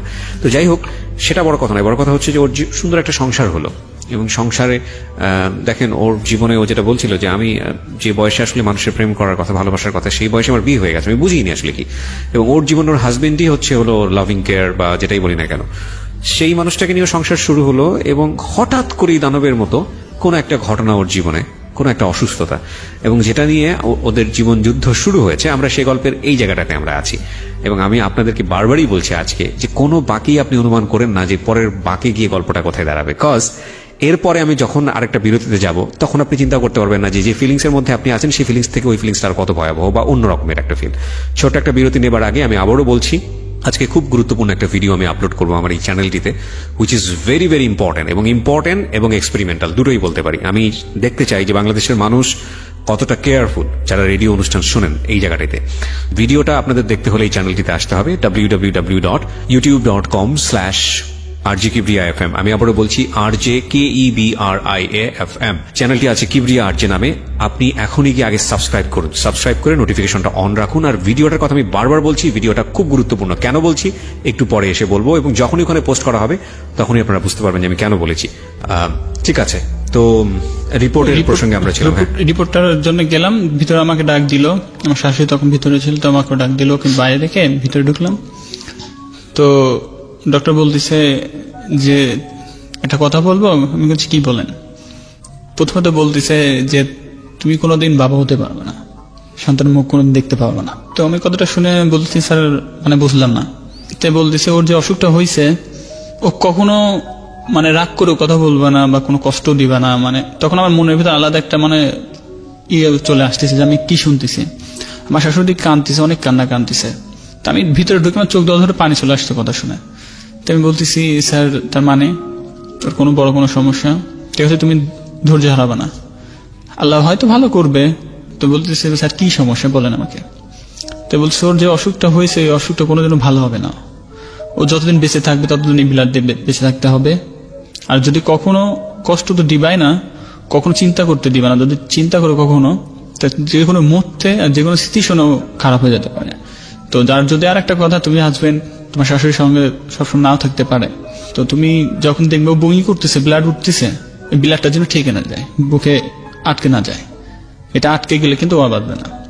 ওই কথা শুনে আমি বসলাম, আমি গা ঘামতেছে, তখন আমি স্যার বলতেছে তুমি বসো ওখানে। তো বসার পর আমি অনেকক্ষণ ঝিম ধরে থাকে, বললাম নিজে উঠে এসে আমার মাথাটা লেগে দিয়ে বলতেছে অনেক ছোট গেলে এরকম আঘাত পাবা, এটা আঘাত কিছু না, আল্লাহকে দোয়া করো। তো ডাক্তার বুঝাইতে যে আমাকে বলার পর আমি মাকেও অনেকেই করলো, মা টেনশন করেন না, আল্লাহ উপরে আল্লাহ নিশ্চয় বাধায় রাখবে। আসলাম, আমাকে ডেকেছে ডক্টর, মানে বলেছে যে একটি পেশেন্ট যে ওর এটা জানা প্রয়োজন, কারণ ও তো সংগ্রাম করবে সারাটা জীবন, তো ওকে ডাকেন। তো আব্বু বলছে না না, ওর ডাকার প্রয়োজন নেই। আব্বু বলেছে না, ও ছোট মানুষ, ও ডাকার প্রয়োজন নেই। তো আমি বলছি যে ঠিক আছে আমি যাই, দেখি কি বলে ফাইনালি ডক্টর। পরে ডক্টর আমাকে ডেকেছে, তো ডাকার পরে বলছে, উনি মা বলে আমাকে বলছে যে মা শোনো, তুমি তো কখনো মানে আমি কিসে পড়ি এসব জিজ্ঞেস করছে, তুমি কিসে পড়ো? তুমি বললাম তো বলছে টেনশন করবা না, আল্লাহ ভরসা, আল্লাহ আছেন। আমি তো বলছি স্যার আমার কি হয়েছে এটা একটু আমি জানতে চাচ্ছি। তো ডক্টর আমাকে বললো যে বোঝালো আর কি, আগে বোঝানোর পরে বলছে যে তুমি টেনশন করো না, তোমার রক্তের মানে মানুষের কয়েকটা কণিকা থাকে রক্তের, তোমার হচ্ছে 2টি কণিকার মানে পুরো রিসেপ্টরই বন্ধ হয়ে গেছে, মানে মানুষের একটা মেন কণিকা থাকে ফ্যাক্টর 9, এটাই বন্ধ হয়ে গেছে তোমার। মানে তখন মানে আমি একটু টেনশনে ছিলাম, বাট তখন মানে চিন্তা করলাম যে কণিকা ব্লক হয়েছে এটার মানে কি বোঝাচ্ছে। পরে আমি ডক্টর মানে জানতে চাচ্ছি যে স্যার আমাকে একটু যদি এটার ডিটেলস একটু বলতেন তাহলে আমি বুঝতে পারতাম। আমি তাই বলেছি। তো ডক্টর আমাকে বলছে যে ভেঙে ভেঙে বোঝাচ্ছে যেটা কেন হয়, কি জন্য হয়, সবকিছুই বোঝাচ্ছে। তারপরে বললাম যে নাম কি ছিল? Doctor Yunus sir. Doctor Yunus, হ্যাঁ। কোথায় বসেন উনি? উনি যে ঢাকা গ্রিন ভিউ ক্লিনিক। ওকে, এখনো বসেন? হ্যাঁ, এখনো উনি আছেন, ঢাকা পিজিতে। আজকে কিবার আজকেও বসছে। ওকে, হ্যাঁ বলেন। তারপর তো ম্যামকে বলেছি আমি কি ভালো হতে পারবো কখনো, মানে এটা হচ্ছে যখন আমি ইন্টারে ছিলাম তখনকার কথা। আমি বলেছি যদি আল্লাহ যদি সহায় থাকে তাহলে তুমি নিশ্চয়ই হতে পারো, এটা বলেছি। Everything can happen. ইয়েস। তখন চিন্তা করলাম যে ডক্টর তো বলেনি যে আমার ক্যান্সার হয়েছে, আমি কখনো ভালো হবো না, এটা তো বলেনি। ডক্টর আমাকে বলেছে যে হ্যাঁ আমি ভালো হবো। আমার আম্মু তো এত পরিমাণ চিৎকার করছে মনে হচ্ছে মরে গেছে, কিন্তু আমি সেখানে শক্ত হয়ে আছি যে আমার কিছুই হয়নি। আমার হাজবেন্ড কাঁদছে, আমার আম্মু কান্না করছে, সবাই কান্না করছে, বাট আমি স্ট্রং হয়ে আছি। মানে আমার একটা জিনিস কি, আমি কখনো ভেঙে পড়ি নাই, কখনো ভেঙে পড়িনি। আমি খালি চিন্তা করছি যে আমি যদি ভেঙে পড়ি আমার আম্মু মনে 2 মিনিটও ভাসবে না, খালি এটা চিন্তাটা করছি। তবু শক্ত হয়ে আছি যে তার সঙ্গে কথা বলছি ডক্টরের সঙ্গে। আমি তাকে বলছি যে আমি কিভাবে বাঁচবো, আমাকে এই সলিউশনটা দেন, মানে ইজিলি বলছি। তো ডক্টর আমি যেটা কিন্তু বলেছিলাম আপনাদেরকে একটু আগে যে it is not cancer. Cancer হলেও এখানে একটা সার্ভাইভ করার একটা ব্যাপার থাকে, কিন্তু ওকে যে অসুখটার কথা বলছে ডাক্তার, এখানে আসলে কোনো সলিউশন নাই। This is a very important point, but it is not the end of the story. আমরা আরো সামনের দিকে আগাবো। হ্যাঁ বলেন। তারপর তখন ডক্টর আমাকে বলছে যে তুমি প্রতি মাসে মাসে তোমাকে মানে ইনজেকশন যদি তুমি নাও তাহলে তুমি ভালো হতে পারো, আর যদি ব্লাড নাও সেক্ষেত্রে ভালো হতে পারো, এরকম তুমি ভালো থাকবে। হ্যাঁ, গ্যারান্টি দিতে পারছেন ডক্টর। কারণ আমি ওখানে থাকাকালীন একটা মেয়ে ঢাকা ইউনিভার্সিটিতে পড়তো আমার মতোই, বাট ও চোখের সামনেই জানটাও শেষ হয়ে গেছে। কি জন্য শেষ হয়েছে? ওর নিয়মিত ব্লাড ইনজেকশন পড়েনি, যার জন্য মানে শেষ প্রান্তে এসে ও জানটা শেষ হয়ে গেছে। ডক্টর বলেছে আমাকে যে আমার এই রোগটা নাকি জন্ম থেকে, মানে জেনেটিক। হ্যাঁ, কিন্তু আমার মায়ের ছিল না, আমার বাবার ছিল না, তার কোনো পরিবার আমি কাউকে খুঁজে পাইনি, হয়তো 14 পুরুষের মধ্যে কারো এই রোগটাও কাউকে খুঁজে পাইনি। তো ডক্টর বলছে এই রোগটা সাধারণত ছেলেদের হয়ে থাকে, কিন্তু সেখানে তুমি মেয়ে, এই জন্য একটু ক্রিটিক্যাল বেশি, কিন্তু যত্নে থাকো তাহলে ঠিক হয়ে যেতে পারে। ডক্টর কথা মেনে নিলাম আমি, যে না ডক্টর যেহেতু আশ্বাস দিয়েছে ভালো হতে পারি তাহলে আমি ভালো হতে পারি, সেই আশ্বাসই বেঁচে আছে এখনো। কান্নাকাটি করবো, আমি বের হয়ে আসলাম। আমার শাশুড়ি অনেক রকম বুঝালো, বাবা দেখো আমরা কখনো এটা জানতাম না। তাই আমি বললাম মা এটা আসলে আমারও হতে পারতো বা আমার বোনেরও হতে পারতো, এটা নিয়ে আমি কোনো করতেছি না। তো বাসায় গেলাম, আমার আম্মাকে জড়ায় ধরে অনেক কান্নাকাটি করলাম, জীবনে কারো কোনো ক্ষতি করি নাই, তো আমার লাইফে এরকম কেন হইলো? তো বলতেছে বাবা টেনশন করো না, আল্লাহ উপর আল্লাহ আছে, সবকিছু আল্লাহ তার হাতেই। তো প্রতি মাসে যখন সমস্যা হয়, যখন ব্লাডটা শুকায় যায়, তখন দেখা যায় ওর নাক দিয়ে গন্ধ আসে, মুখে গন্ধ পায়, পচা গন্ধ পাচ্ছি। তো আমি তখন বলি যে নিশ্চয়ই তোমার একটা সমস্যা হয়ে গেছে। ও বলে না, হয়নি আমার। সবাই তো চায়, সব স্ত্রী চায় যে হাজবেন্ড কষ্ট যাতে না থাকে। তো আমি তো বুঝতেছি ওর কি অবস্থা। ডাক্তার যে সময় বলছে 2 মাস 1 মাস পর পর ব্লাড নিতে। ধরেন আমার যে ব্যবসা খুব লাকি ব্যবসা আমার, তো এক প্রকার করতে করতে যখন প্রতি মাসে ব্লাড নিতে হয়, প্রতি মাসে ব্লাড অনেক টাকা ব্লাড নিতে হয়। ঢাকায় আসি, ঢাকা থাকার জায়গা নাই, ঢাকায় থাকার জায়গা নাই। তোর আব্বু ছিল, যখন ওর আম্মু ছিল, তো তখন দেখা যাচ্ছে আসতাম, আসে 1 সপ্তাহ ব্লাড নিয়ে আবার চলে যেতাম। তখন আমি ইন্টার এক্সামটা দিব, মানে এত অসুস্থ অবস্থায় আমার ইন্টার যে পরীক্ষা দেবো ফর্ম ফিল আপ সবই করেছি, বাট আমাকে কেউ পরীক্ষা দিতে দেবে না। মানে ওখানকার পরীক্ষার সেন্টারে যেতে আমার পরীক্ষা শুরু হবে তার আগের দিন আমি কন্ট্যাক্ট করেছি স্যারদের কাছে, স্যারা বলেছে না তোমার জন্য আমি আরো যে মানে সেন্টারে পরীক্ষা দেবে যারা তাদেরকে আমি অসুবিধা করতে পারি না, তাদের কথা এটা। এটাও ঠিক আছে স্যারটা যে আমার মুখ দিয়ে ব্লাড উঠবে, বাকি যারা এক্সাম দিচ্ছে তারা ভয় পেয়ে যাবে, মানে আমার জন্য তাদের রেজাল্টও খারাপ হবে। আচ্ছা, মানে ডক্টরের চিন্তা, মানে ডক্টর তো বলেছে যখন তখন উঠতে পারে, ওই চিন্তাধারা আমার স্যাররা বলেছে যে আচ্ছা। পরীক্ষা দিতে দেবেই না। আচ্ছা তারপর সেক্ষেত্রে আমি বলছি স্যার আমি কথা দিচ্ছি যে আমি এখানে কোনো সিন কিছু করবো না, আমার যদি খারাপ লাগে আমি সেক্ষেত্রে বাইরে চলে যাবো, কিন্তু আমাকে পরীক্ষা দেওয়ার সুযোগটা দিয়ে দিন। পরে স্যার আমার কথার মতো ঠিক আছে তুমি যখন ভরসা দিচ্ছ আমি তোমার কথা পরীক্ষা দিতে দিব। তখন আমার সেন্টার পড়ছে যেখানে, ওখানে আমার মানে শ্বশুরবাড়ির পরিবার থেকে কেউ পরীক্ষা দিতে দেবে না, আমার আম্মু বলেছে দেবে না পরীক্ষা দিতে, আমি তবুও বলছি আমি এটার পরীক্ষা দিবই এই অবস্থায়। তখন আমার হাতে কেননা পড়ানো ছিল। আচ্ছা ওই অবস্থাতে আমি পরীক্ষা দিতে গিয়েছি, মানে সেক্ষেত্রে আমার হাজবেন্ড বলেছে যে নিচে একজন থাকবে তুমি উপরে পরীক্ষা দিবা, কিন্তু ভিতরে কাউকে অ্যালাউ করে না। তবু আমি পরীক্ষা দেওয়া শেষে চলে আসছি। তখন আমি এই কথাটা এই জন্য বলছি যে ওর যে সিচুয়েশন হয় বাই চান্স কেউ দেখতে বুঝতে পারবে না, যদি ওখানে যদি পড়ে যায় রাইট, মানে দেখার মতন কেউ বুঝতেই পারবে না, স্যারও পারবে না। তো আমি ওই জন্য ওকে নিষেধ করছিলাম তোমার পরীক্ষা দেওয়ার দরকার না, যদি তুমি দাও তাহলে নিচে একজন থাকবে তুমি যে পরীক্ষা দিবা। রাইট। তো তারপর ওটা করো, ওখান থেকে শেষ করার পর আমি ঢাকাতেই করলাম। তো ডাক্তার কাছ থেকে আসলাম, তো ডাক্তার তখন বলতেছে যে আমি তখন বলছি স্যার তাহলে আমি এখন কি করব, আমি এখানে যদি ভর্তি করি 2.5 লাখ টাকা লাগবে স্যার, এই মুহূর্তে তো আমার কাছে অত টাকা নাই স্যার। তো বলছে তাহলে কি করবা সেটা তোমাদের ব্যক্তিগত ব্যাপার। হ্যাঁ, তো আমি তখন বের বাসা থেকে প্রতিদিন আসতাম আর যেতাম, মানে তখন আমি বের হয়ে যেতে বলছি, তখন স্যার ডাক দিল। তো গেলাম, তো বলতেছে দেখো তোমার এটা দেখে আমার ভালো লাগছে বিধায় আমি তোমাকে ফের ডাক দিলাম। তো আমি স্যার বলেন, তো তোমাকে একটা সহযোগিতা করতে পারে আমি কি, তোমার যদি এখানে বাসা থাকে তাহলে প্রতিদিন তুমি বাসা থেকে এসে এসে ব্লাড নিয়ে যেতে হবে, যদি পারো তাহলে এটা করতে পারি। তো বললাম স্যার তাহলে কত টাকা লাগবে, তো বল 1.5 লাখ টাকা লাগবে। তাহলে আচ্ছা ঠিক আছে 1.5 লাখ টাকা কিসের হিসাব? মানে এটা এটা blood। মানে শুধুমাত্র ব্লাড নিব যে আমি 1 মাসে, ওই 1 মাসের মানে ইয়েটা দিছি মানে ব্লাড আর ইঞ্জেকশন, ওই মাসটা ওই মাসটা শুধু ওই ব্লাডটা প্রথম মাসটা মানে এটা কি সারা জীবনই ভাবে নিতে হবে? দিয়ে আসা প্রথম হচ্ছে মাসে বলতে তখন অবস্থাটা খুবই খারাপ ছিল আমার। ওই সময়টা রিকভারি মানে হ্যাঁ, ওকে হলো হ্যাঁ। ঠিক রাখার জন্য কন্ট্রোল, মানে আমার- চিকিৎসা চলে নাই, ভুল চিকিৎসা আচ্ছা, চলছে, ভুল চিকিৎসা চলেছিল, হ্যাঁ ভুল চিকিৎসা তখনকার চলছে। কথা। তখন স্যার বললো এরকম আপনার চিকিৎসা তো হয়নি, এখন থেকে শুরু করবেন, শুরু করা হবে, তারপর যতদিন বেঁচে থাকবো ততদিন নিতেই হবে। এরকম চলতে থাকতে একটা সময় নিজেদের আশা আকাঙ্ক্ষা থাকে, একটা বাচ্চা। আমি একটা জিনিস একটু এইটুকুই। জানতে চাই লোটাস, আপনি থাকতেন তখন পাবনাতে আপনার সবকিছু ছিল, বিজনেস টিজনেস বলেন, চাকরি বলেন, সবকিছু। তো তার মানে তখন কি করলেন, মানে ওয়াইফের কারণে ঢাকায় শিফট হয়ে গেলেন? হ্যাঁ, ওর জন্য ওর ডাক্তার বলে দিল ওকে জার্নি করা যাবে না। তো আমি তো পাবনায় রাখছি, তোর আম্মু দেখতেছে আমার মেয়ের জন্য, ওর আম্মু ওকে এতটাই ভালোবাসতো যা কল্প করা যেত না। আর আমার শাশুড়ি ছিল মাটির মতন একটা মানুষ ছিল, ওরকম মানুষ হবে না। তো আমাকে বলতেছে বাবা আমি পাবনাতে শিফট নেবো। আমি কেন, কি হয়েছে? বলতেছে যে ও তো এরকম জার্নি করতে, আমি মেয়েকে দেখতেও পারবো না, আমি মেয়েকে দেখাশোনার লোকও ইয়ে থাকবে না, আমার আম্মা থাকে না, আম্মা অফিসে থাকে, আমি চাকরি ব্যবসার কাজে বাইরে বাইরে থাকি। তাই বললাম মা আচ্ছা ঠিক আছে ভালো, আপনি চলে আসেন।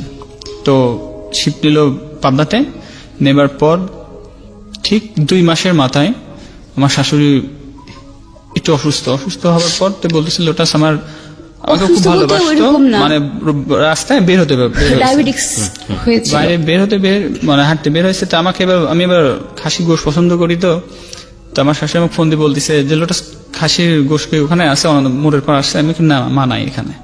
তো আমি মোটরসাইকেল তুই হাঁটতে একটু হাঁটতে বের হয়েছি, তো আমার শাশুড়ি আর শ্বশুর দুজন হাঁটতে বেরোইছে আর গোশ কিনবে গিয়েছে। তখন আমাদেরকে ফোন দিয়েছে আম্মু, আমার সাথে কথা হয়েছে 2 মিনিট আগে। তো আমাকে বলতেছে বাবা তুমি মিথ্যা কথা বললা কেন? আমি কই মা আমি মিথ্যা কথা বলি নাই। কচ্ছে এখানে খাসি 2টা জবাই করছে। তাই আমি বলছি না ওইটা হলো প্রোগ্রামের খাসি। তো বাবা কিছু মনে করে না, তোকে কথা বলছি। তাই বলে হাঁটা ধরতে তোর যে ভাই ছিল মালয়েশিয়ার বাইরে ছিল, তো ওর ভাই মেয়ে দেখতে গেছে ওর ভাইয়ের জন্য। তো মেয়ে দেখে আসতে ফিরতে আমাকে একটু ফোন দিয়েছে যে বাবা তুমি কই? বাবা বলতো না আব্বু করতো। তো বলছে একটু জান্নাতে নিয়ে আসো, জান্নাতকে আমি দেখবো। আম্মু আমাকে বলছে কি মা গো আমি 5টা বছর শাড়ি পরি না আম্মুর চোখে, কারণ আম্মুর সঙ্গে তো দেখা হয়নি বিয়ের পরে, আম্মু চলে গেছে। আম্মু আমাকে বলতেছে যে আব্বুস তুমি মানে অনেকদিন আমার শাড়ি বসে বিয়েতে দেখছিল আমাকে শাড়ি পরা। আম্মু তখন বলছিল যে আব্বু তুমি কোথায় আসো, আমাকে বলছে। আম্মু আমি তো ননদের বাসাতে আসছি। তো আম্মু বলছে ঠিক আছে আব্বু চলে আসো। আর শোনো আম্মু আমাকে ফোনে বলছে শোনো তুমি কিন্তু আসার সময় শাড়ি পরবা, তোমার আলমারি ভর্তি এত শাড়ি দিছে যে তুমি পরোই না, সারাক্ষণ কি সব পরে থাকো, তুমি একটু শাড়ি পরে আসো। আমি আচ্ছা আম্মু আমি শাড়ি পরে আসবো। তো আম্মু আমাকে মানে ইনভাইট করেছে, এই বেশি দূরে না বাসা, এটা আমার বাসা, আর মানে এটা বিশ্ব রোড, ওইটা পার হলে আম্মুর বাসা, এরকম। তো আমি 3 দিন আম্মুর কাছে যাই না, 3টা দিন হয়ে গেছে আম্মুর কাছে যাই না। সুস্থ মানুষ আম্মু, মানে আগের দিন আমাকে বলেছে যে আব্বু আমার শরীরটা মানে ডায়াবেটিস নীল হয়ে যায় আর কি, এরকম। এত গ্রাহ্য করি নাই। ওই দিন আম্মু আমাকে বলছে শাড়ি পরে আসলাম, কাছে আমার শাড়ি পরে আসবো। ননদের বাসা থেকে ঘুরে আসছি শুক্রবারের দিন, আসার পরে সন্ধ্যা হয়ে গেছে। আমার ছোট বোনটা ছিল ওখানে থাকার পরে, তো ওর বাসা টিচার আসছে, ওকে পড়াচ্ছে, আমি আসি। আব্বু বলছে, আমার আব্বু যে উনি বলছে খুব সুন্দর লাগছে তোমাকে, ওর ছবি তুলে রাখো। আব্বু বের হয়ে গেছে তখনই সন্ধ্যার। ওইখানে যাওয়ার পরে আমার ছোট পিচ্চি ভাইটা ফোন দিচ্ছে যে আপু তুমি কোথায়? আমি বললাম কি হয়েছে? তখন বলছে যে আম্মু হসপিটালে। আম্মু হসপিটালে মানে আমি তখন মানে আমার সেন্সের কাজ, আমার মতো সহজে হসপিটালে যাওয়ার মানুষ না। তখন আমি রাস্তাতে দৌড়াচ্ছি যে আম্মু হসপিটালে মানে কি বোঝাচ্ছে? আমি তো হসপিটালে গেছি, মানে রাস্তার জন্য ফোরাচ্ছি না, হসপিটালে আম্মু কথা বললাম, আম্মু বলছে আমি চলে আসছি। এটা এখন বলছে আম্মু হসপিটালে, মানে হসপিটালে আমি দাঁড়াইছি সবে, মানে আম্মুর হাতটা ধরছি, আম্মুর হাত এতটা ঠান্ডা হয়ে গেছে, নরম পুরো ঠান্ডা হয়ে গেছে আম্মুর হাত। তো আমি কথা বলে না, আম্মু কোনো নাক দিয়ে শুধু ফুপড়ে উঠতেছে, কথা বলে না। পরে আমি বাইরে আসছি, ডক্টর বলছে যে আমার আম্মু নাকি অনেকক্ষণ আগে মারা গেছে। মানে আমি পুরো হ্যাং হয়ে গেছে যে 10টা মিনিট আগে আম্মুর সাথে কথা বললাম, আম্মু বলছে আপু তুমি চলে আসো তাড়াতাড়ি, আর এখন বলছে আম্মু মারা গেছে। এটা কি ধরে, এটা কি সহ্য করা যায়? যে মানে ওইটা আমি তো সহ্যই করতে পারি না যে আমি এইমাত্র কথা বললাম, আম্মু আমার সুস্থ মানুষ রাস্তাতে আসছে আর বলছে যে মারা গেছে। আমি ওকে বলছি আমার মনে হয় আপনার যে অসুখের কথা আমি জেনেছি, আমি প্রথমে আসলে এই বিষয়টা জানতামই না। আপনি একটু পজ নেন, আমি চাই আপনি মেন্টালি কিছুক্ষণ রিল্যাক্স থাকেন। আর প্রিয় শ্রোতা, আমি বারবারই আপনাদেরকে একটা কথা বলেছি, আজকের অনুষ্ঠানের ভিডিওটা খুব ইম্পর্টেন্ট, আসলে ইম্পর্টেন্ট। কেন ইম্পর্টেন্ট বলছি, ভিডিওটা আমি যখন দিব তখন বুঝতে পারবেন। গল্পের আরো একটা গুরুত্বপূর্ণ পার্ট, সবচেয়ে গুরুত্বপূর্ণ পার্ট, সেটা হচ্ছে রাত 1টার পরে। এতক্ষণ আপনি যে ফিলের মধ্যে ছিলেন না, প্রত্যেকটা বিরতিতে ডিফারেন্ট একটা ফিল। এখন যে ঘটনাটা ঘটবে সেটা ভয়ানক রকমের ঘটনা, এবং এটা আমি একটু আগে থেকে টাচ দিয়ে নিলাম। আপনারা সবাই একটু রেডি হন। আমি একটু ছোট্ট বিরতির পর ফিরে এসে আপনাদেরকে সেই গল্পে নিয়ে যাব। আপনাদের সবাইকে আরো একবার মনে করিয়ে দিচ্ছি, আপনারা শুনছেন প্রাণ মিস্টার ম্যাঙ্গো ক্যান্ডি প্রেজেন্স জীবন গল্প। আমি আরজে কিবরিয়া আপনার সঙ্গে রয়েছি। আর আমি আবারও মনে করিয়ে দিচ্ছি, যেখানে গেলে ভিডিওটা দেখতে পাবেন www.youtube.com/RJ Kibriya FM, RJKEBRIA FM চ্যানেলটিতে গিয়ে অবশ্যই সাবস্ক্রাইব বাটনে আগে ক্লিক করে নোটিফিকেশনটা অন করে নেবেন। এবং আমি বারবার এই ভিডিওর কথা বলছি, কেন বলছি সেটাও একটা বিশেষ কারণ আছে। যেখানে ছিলাম এরকম একটা ঘটনা ঘটলো, আমার মনে হয় লোটাস আপনার কাছে যাই আবার। তারপর কি হলো? এরকম একটা ঘটনার পরে আমার শাশুড়িও মারা গেলেন।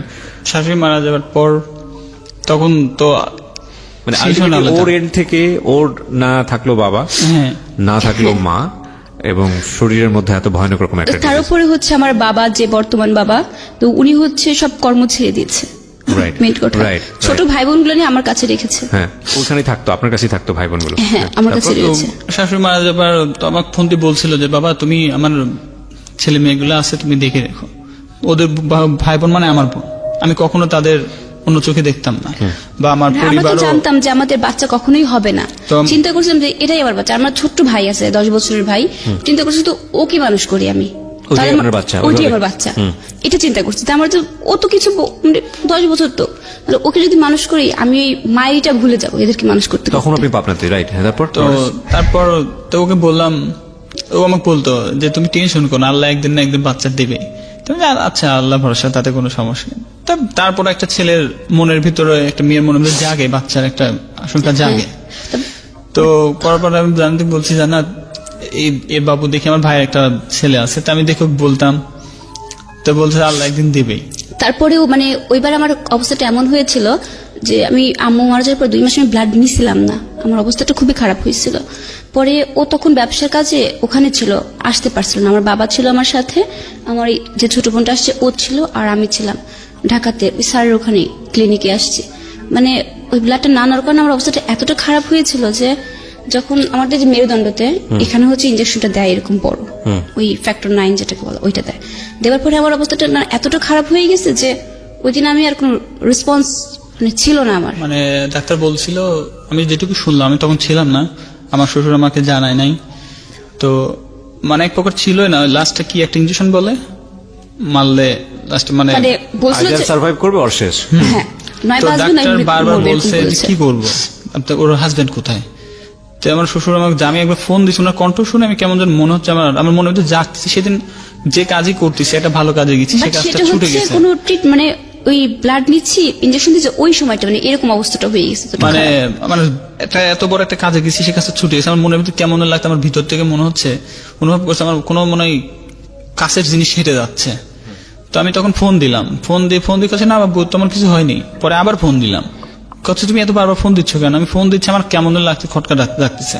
আমি ঢাকা আসবো নাকি বললাম আমি এখনই টিকিট কাটবো। তো বলছে না বাবা আসতে হবে না। আমার মনটা কি বলছে, তোর অবস্থা খুব খারাপ। তোর ছোট বোন যে সঙ্গে ছিল, তো ওর কান্না তখন শুনছি, তখন আমি বলতেছি হয়তো অনেকটা কিছু হয়ে গেছে। তো তাও আমাকে বলতেছে না আসতে হবে না। তো আমি তারপরে টিকিট কাটার জন্য অলরেডি চলে গেছি। তো পরে আমাকে বলছে না এখন ঠিক আছে। আমি বললাম সত্যি করে বলেন কি হয়েছে? ডাক্তার সাহেব ফোন দেন। তো ডাক্তার বলতেছে আপনি ওনার হাজবেন্ড? আমি জি। তো ওনার তো এরকম অবস্থা, ওনাকে ইঞ্জেকশন দিব কি দিব না। তো আমি বলছি দেখেন উপরে আল্লাহ যদি লেখো রাখে আমার পর থাকে তো ভালো, তাহলেও থাকবে ইনশাল্লাহ, বেঁচে থাকবে। মানে তখন আমার কোনো সেন্স নেই, মানে পুরো চেঞ্জ নাই, প্রেশার লো হয়ে গেছে, একবার নর্মাল ব্লাডের নর্মাল আসছে। তখন ডাক্তার সম্পূর্ণ ডাক্তার পিছিয়ে শ্রম দিচ্ছে। তো বলতেছে আপনি কি লাগবে সিগনেচার করার জন্য? তো আমি বললাম আমাকে দরকার নাই, শ্বশুর ওনাকে করেন। তো উনি তো কান্নাকাটি করে করতেছে, আমি কান্নাকাটি করেন না, আমাকে ডাকেন নাই। এখন মনে হচ্ছে আমার রাগ হচ্ছে, ভিতরে চরম টেনশন হচ্ছে, আমার ব্যবসা কিচ্ছু ভালো লাগতেছে না, বাসাতেও জানায়নি। তো ডাক্তার বলতেছেন ডক্টর সাহেব আপনার ইঞ্জেকশনে মারলে হয় বাঁচবে না হয় মরবে, যে কোনো একটা, কি বলেন আপনি? তাই বললাম আচ্ছা ওনার থেকে বংশটা নেন, নিয়ে আপনি করেন। আমার বিশ্বাস আছে যে আল্লাহ হয়তো এতটা নিষ্ঠুর হবে না। তো ইঞ্জেকশন মারার পর ওর সেন্স ফিরছে। ইঞ্জেকশন দেওয়ার পরে মানে 3 ঘন্টা পর মানে তখন বলতে আমার জাস্ট হাত লড়ছিল এরকম। তো সেন্স দেওয়ার পর তার মনে হয় আধা ঘন্টা পর আমাকে ডাক্তার ফোন দিয়েছেন। তো বলছিল ওর সাহেব তার ওয়াইফ হয়তো আল্লাহর রহমতে ভালো হয়ে যাবে, টেনশন নিয়েন না, আপনি যে ব্যবসা না কাজ করছেন কাজ করেন, আপনার আসার দরকার নাই। তেমনি ডাক্তার সাহেব আপনি সাহস যদি দেন তাহলে আমি ঠিকভাবে থাকবো। তারপরও মনের ভিতরে মানে ছটফট কাজ করতেছে একটা। তো ওর সাথে আমাকে ডক্টর বলতেছে আপনি টেনশন ফিল করেন না, আমি ওর সঙ্গে কথা বলাই দিচ্ছি। তো ওর সঙ্গে যখন কথা বলাই দিল তখনকার মনে হলো যে না ও ঠিক আছে। মানে এমন একটা পরিস্থিতির শিকার ভিতর পড়ছিলাম, মানে কাছে না থাকলে আসলে ওই জিনিসটা বোঝা যেত না। এটা আসলে যে যার জীবনে ঘটেছে সেই অনুভব করতে পারবে, তার বাইরে কি অনুভব করতে পারবে না। আমরা একটু সামনের দিকে আগাই, তারপর কি হলো? তারপর করার পর সুস্থ হলো, সুস্থ হয়ে পাবনাতে নিয়ে যাওয়ার পর তো ওই মুহূর্তে জানি না যে বাচ্চা আসলে ওই মুহূর্তে ডক্টর এটুকু বলছিল ওখানে ছিলাম, বাট আমার সঙ্গে সঙ্গে বাবু হলো থাকবে না। মানে কি আপনারা আগে জানতেন? তাহলে আমার বাচ্চা 3 মাসের পেটে ছিল, বাট এটা তো আমি জানতাম না। আমি তো লাভ সবসময় পারি, বাট ওই ইঞ্জেকশনটা দিয়েছে তবুও কেউ জানি না পেটে বাচ্চা। কিন্তু ওই যে এখান থেকে চলে গেলাম না পাবনাতে যাবার পরে ওখানে গিয়ে দেখি যে পেটের মধ্যে না আমার কেমন একটু বল লাগে এরকম, আর মানে কেমন যেন লোকে বুঝতে পারি না। 3 মাস না জানার তো কোনো কারণ নেই, একটা সাইকেল তো আছে না। তাহলে একটা মেয়ের তো এমনিতে প্রতি মাসে যেটা ইয়া থাকে না, আমার ওইটা হতো না, কারণ আমার যে ইনজেকশনটা দিত না ওইটা বন্ধ রাখার জন্য দিত।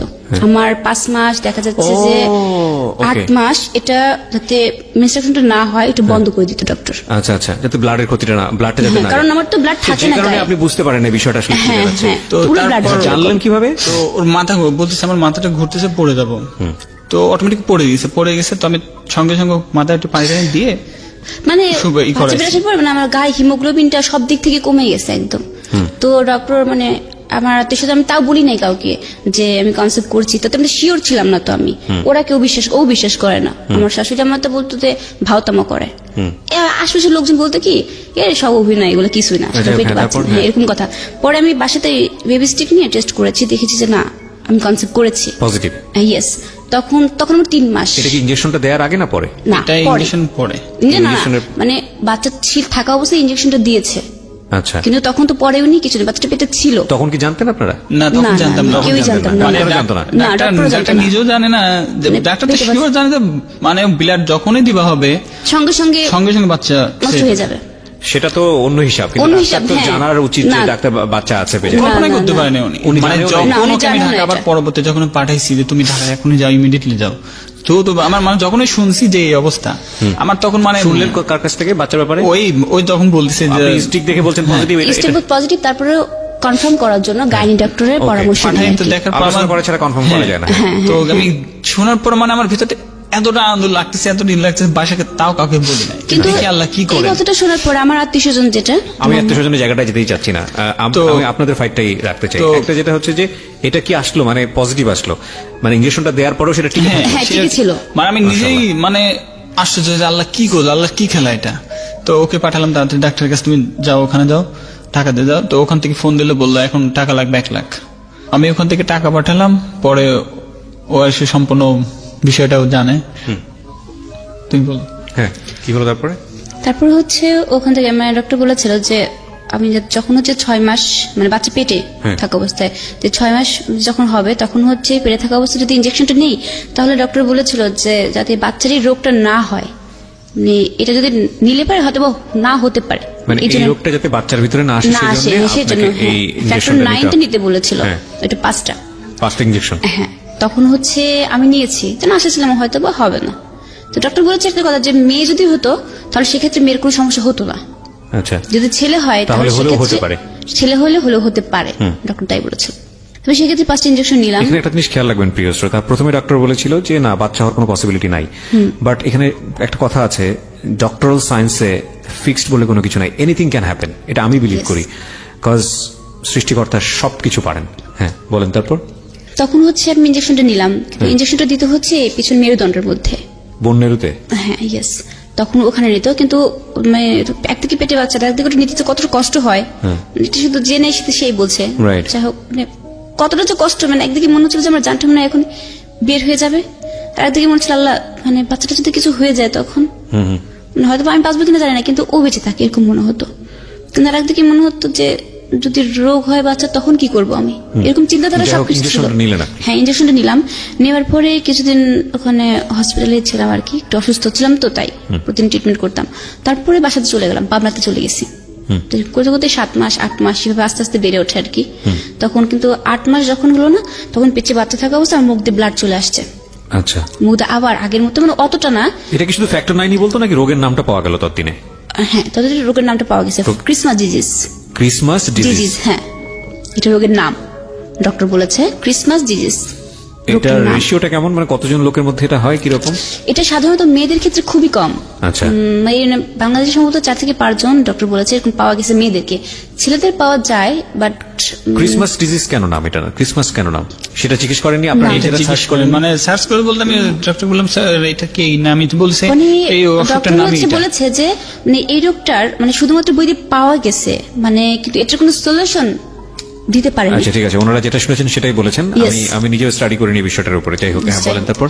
তারপরে আমি চলে আসবে এরকম করতে করতে দেখা যাচ্ছে যে চলে আসছে 8 মাস, তখন মুখ দিয়ে ব্লাডটা চলে আসছে, তখন মানে একদিকে পেটের ব্যথা 8 মাসেই, তখনই আমার কয়েকদিন চলে গেল, কিন্তু একদিকে পানি শূন্যতা আমার শরীরে চলে আসছে অনেকটা। পরে সিজারিয়ান সময় মানে তখন পাবনাতে মানে 5 থেকে 6-7টা ডাক্তারের পায়ে ধরছে আমি সিজার করানোর জন্য, কেউ আমার রিস্ক নেয়নি ওখানে। মানে একদিকে ওইদিকে মুখ দিয়ে ব্লাড আসছে কয়েকদিন, প্রচন্ড ব্যথা, 8 হাঁটতে মাস পারতাম না, বাচ্চা? বাচ্চার পেটে। হ্যাঁ, তখন ওই 8 অবস্থায় মাস। সিজার করার কথা বলছেন? এরকম মানে বাচ্চারা হার্টবিট সব কমে গেছে ভেতরে, ও আচ্ছা, যে কোনো ভাবে হোক মানে ওকে বের করে নিয়ে ওকে আসো, বের সার্ভাইভ করতে করা। হবে, yes। তখন মানে ওখানকার কেউ রিস্ক নেবে না। কত বড় বড় মানে গানি ডক্টরের কাছে গেছে, তারা বলছে যে না, যেহেতু আমার এই প্রবলেমটা আছে, আমার আসলে একটা কি কাটলে রক্ত বন্ধ হবে না, ওকে। শরীর কাটলে 4 ঘন্টা ধরে রক্ত- অপারেশন চালানো হয়েছে। ওখানে রক্ত বন্ধই হবে না, এজন্য কেউ রিস্ক নেয় না। ডক্টরের মানে কতবার গেছি এক এক ডক্টরের কাছে, বলে যে না তুমি ঢাকাতে চলে যাও, বাট ঢাকায় যদি আসি সেক্ষেত্রে যে মানে কি হতে পারে, একদিকে স্যারও নেই, স্যার আমেরিকাতে ছিল তখন, স্যার তো কোনো মানে ওটি করে না, স্যার তো হচ্ছে ব্লাড ক্যান্সার বিশেষজ্ঞ, এমনিতে রাগ hematologist, করছে, এমনিতেই। লেগেছিল বাচ্চা নিতে। বাচ্চা নেওয়াতে রাগ করেছে? হ্যাঁ, বাচ্চা কেন রাগ নিয়েছো? হ্যাঁ। বলেছে যে তুমি একটা জিমেটিক, তুমি চাইবে তোমার সন্তানের কোনো কষ্ট হোক বা সে রোগে ভুগুক, ডক্টর তো সেটা চাইবে না। যাই হোক, তারপর কি হলো? যাই হোক, তারপরে ওই অবস্থাতে আমি ওখানে গেলাম, মানে একদিকে পেটের প্রচন্ড ব্যথা, ডক্টরে দেখাচ্ছি ওখানে গানি ডক্টর, তারা বলেছে তুমি ঢাকায় চলে যাও সরাসরি। কিন্তু ওই সময় আমাকে কে দেখবে, আমি ঢাকাতে যদি আসি এক বাবা ছাড়া কেউ নেই তো এখানে, আমার হাজবেন্ডের সেরকম অবস্থা নেই ঢাকাতে আসবে। But তখনও মানে ডক্টর বললাম যে আন্টি প্লিজ মানে হেল্প মি, আন্টি বলছে না আমি পারবো না, বের করে দিল সেখান থেকে। ওখান থেকে তারপরে আবার আরেকটা ক্লিনিকে খোঁজ নিলাম, সেখানেও বলছে যে না করবে না। ওখান থেকে আর একটা জায়গায় গেলাম, সেখানে বলছে যে তোমার যে অবস্থা, বাই চান্স তোমার যদি কিছু হয় তখন সেই রিস্কটা কে নেবে, আমাকে বোঝাও। ওখান থেকে ডক্টর বলেছে।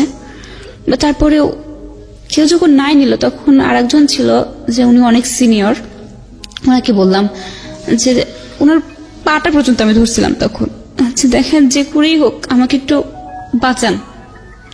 ঢাকা যাওয়ার মতো আমি ঢাকাতে যেতে চাচ্ছি না, ঢাকাতে গেলে পরে আমার একদিকে ব্যয়বহুল খরচ, তার উপরে একটা লোক নিয়ে আমার দেখার, কে দেখবে আমাকে। তখন উনিও রাজি হয় না, উনি আমাকে বলছেন আমি পারবো না, তুমি চলে যাও, কারণ তোমার যে অবস্থাটা, কারণ তোমার যদি কিছু হয়ে যায় আমাকে তো একদম জেল, তার কথা কি যে জেলে ঢোকাবে, তোমার পরিবারের লোকজন। তারপর কি করলেন? তখন 3 দিন 4 দিন এভাবে যেতে থাকে, তখন ব্যথা দিন দিন খালি বাড়ছে এরকম, প্রতিদিন রাতে প্রচন্ড ব্যথা, না পেরে এসে লাস্টে ওনার পায়ে পর্যন্ত ধরছে আমি ডাক্তারের।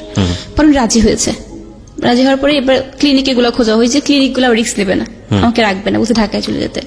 পরে নর্মাল একটা ক্লিনিকে গেছি, সেখানে আমার ওটি করা হয়েছে, কিন্তু সেখানের কথা যে যেসব মেডিসিন গুলা ক্লিনিক থেকে দেয়নি, বাইরে থেকে নিয়ে আসা হয়েছে সমস্ত কিছু। তো ওখানে ওই দিনটায় মানে ওনারা রিস্ক নেয়নি এই জন্য যে বলছে যে ওর যে অসুখটা আছে, আমরা যে এখানে মেডিসিন দিব এগুলো আমরা করতে পারবো না, আপনার বাড়িতে কিনতেই হবে। আমি অনেক খোঁজ নেওয়ার পর দেখলাম ঠিক আছে। তারপরে ওখান থেকে যে ওই দিন আমাকে ভর্তি করলো, ভর্তি করার পর তারা বলছে যে আমরা কয়েকটা টেস্ট করব, টেস্টে যদি দেখি যে না ওই রিপোর্ট গুলো ভালো আছে তাহলে এখানে রাখবো, না হলে আমি সরি ঢাকাতে চলে যেতে হবে, তারা বলে দিয়েছে।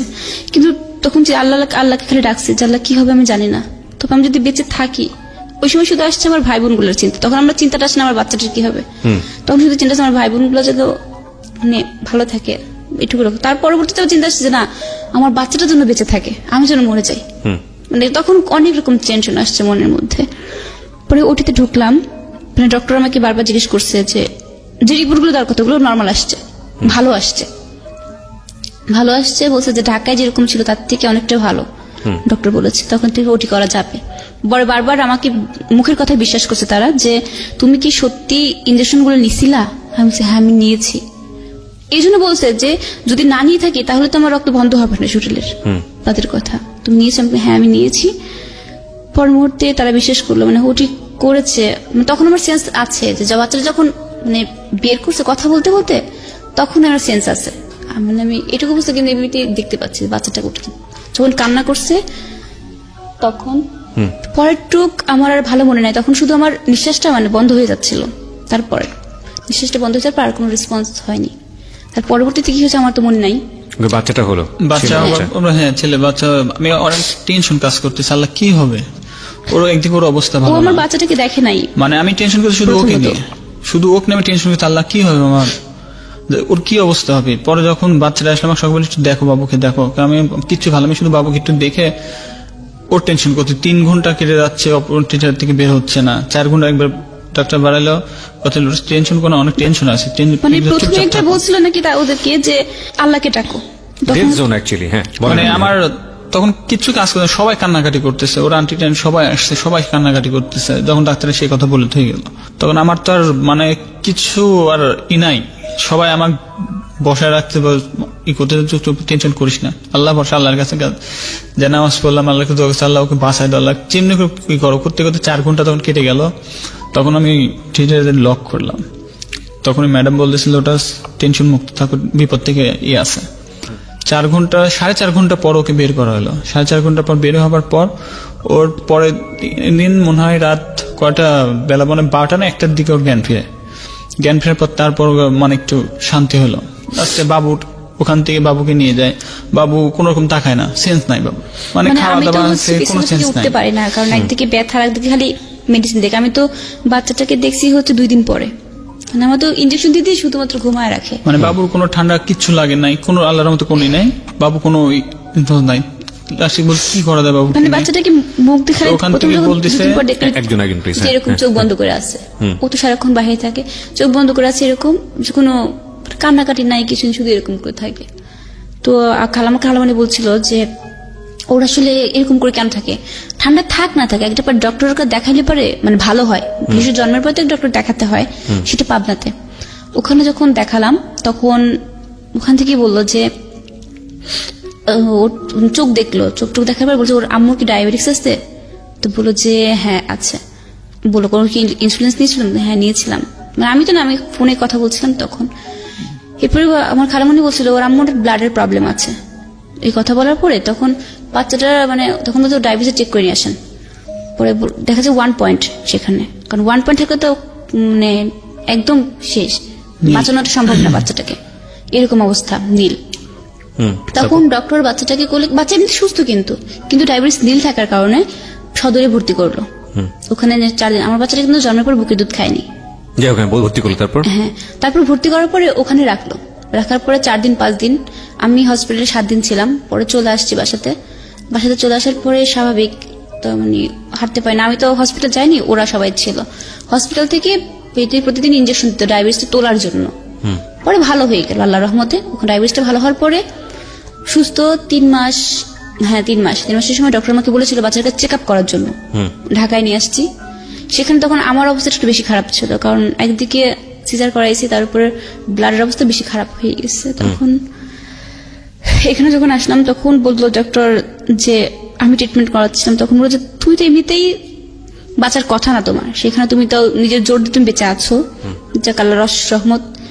তোমার আমার আরেকটা কণিকাতে এখন বর্তমানে মানে প্রবলেম ধরা পড়ছে, আগে তো একটা তো ছিলই। তারপরে ওর টেস্ট করাতে বললো ডক্টর, ওকে তো বোন মেরু করবে, কিন্তু ওইটুকু 3 মাসের বাচ্চা তো বোন মেরু করে ডিফিকাল্ট। বাট আমি বলছি না আমি করাবো না, এমনিতেই নর্মালি টেস্ট করানো হলো। নর্মাল টেস্ট করানোর পর ডক্টর বললো যে তুমি মন খারাপ করো না, তোমার যেটা ওরও সেই রোগটাই আছে। এই কথাটা বললো তার। মানে এটা শোনার পরে যে তখন চিন্তা করলাম যে আল্লাহ আমি হয়তো বা একরকম আছি, এটা আমার শিশু সন্তানটা কি দোষ করছে। তখন শুধু আল্লাহর কাছে এতটা মানে কাঁদছি যে তুমি আমাকে নিয়ে যাও না, যাও তো ওকে কেন আমার দিলাই বা কেন বলছো এবার, এখন এই অসুখটাই বা দিলা কেন, এখন আমাকে নিয়ে লড়বো নাকি ওকে নিয়ে লড়বো, কাকে নিয়ে কি করবো?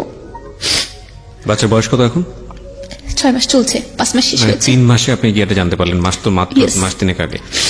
হ্যাঁ। তো এটা ডাক্তার আর কি বললো? ডক্টর টেস্ট করার পরে এরপরে আমার অবস্থাটা তো আরো খারাপ হয়ে গেছে আগের তুলনায়।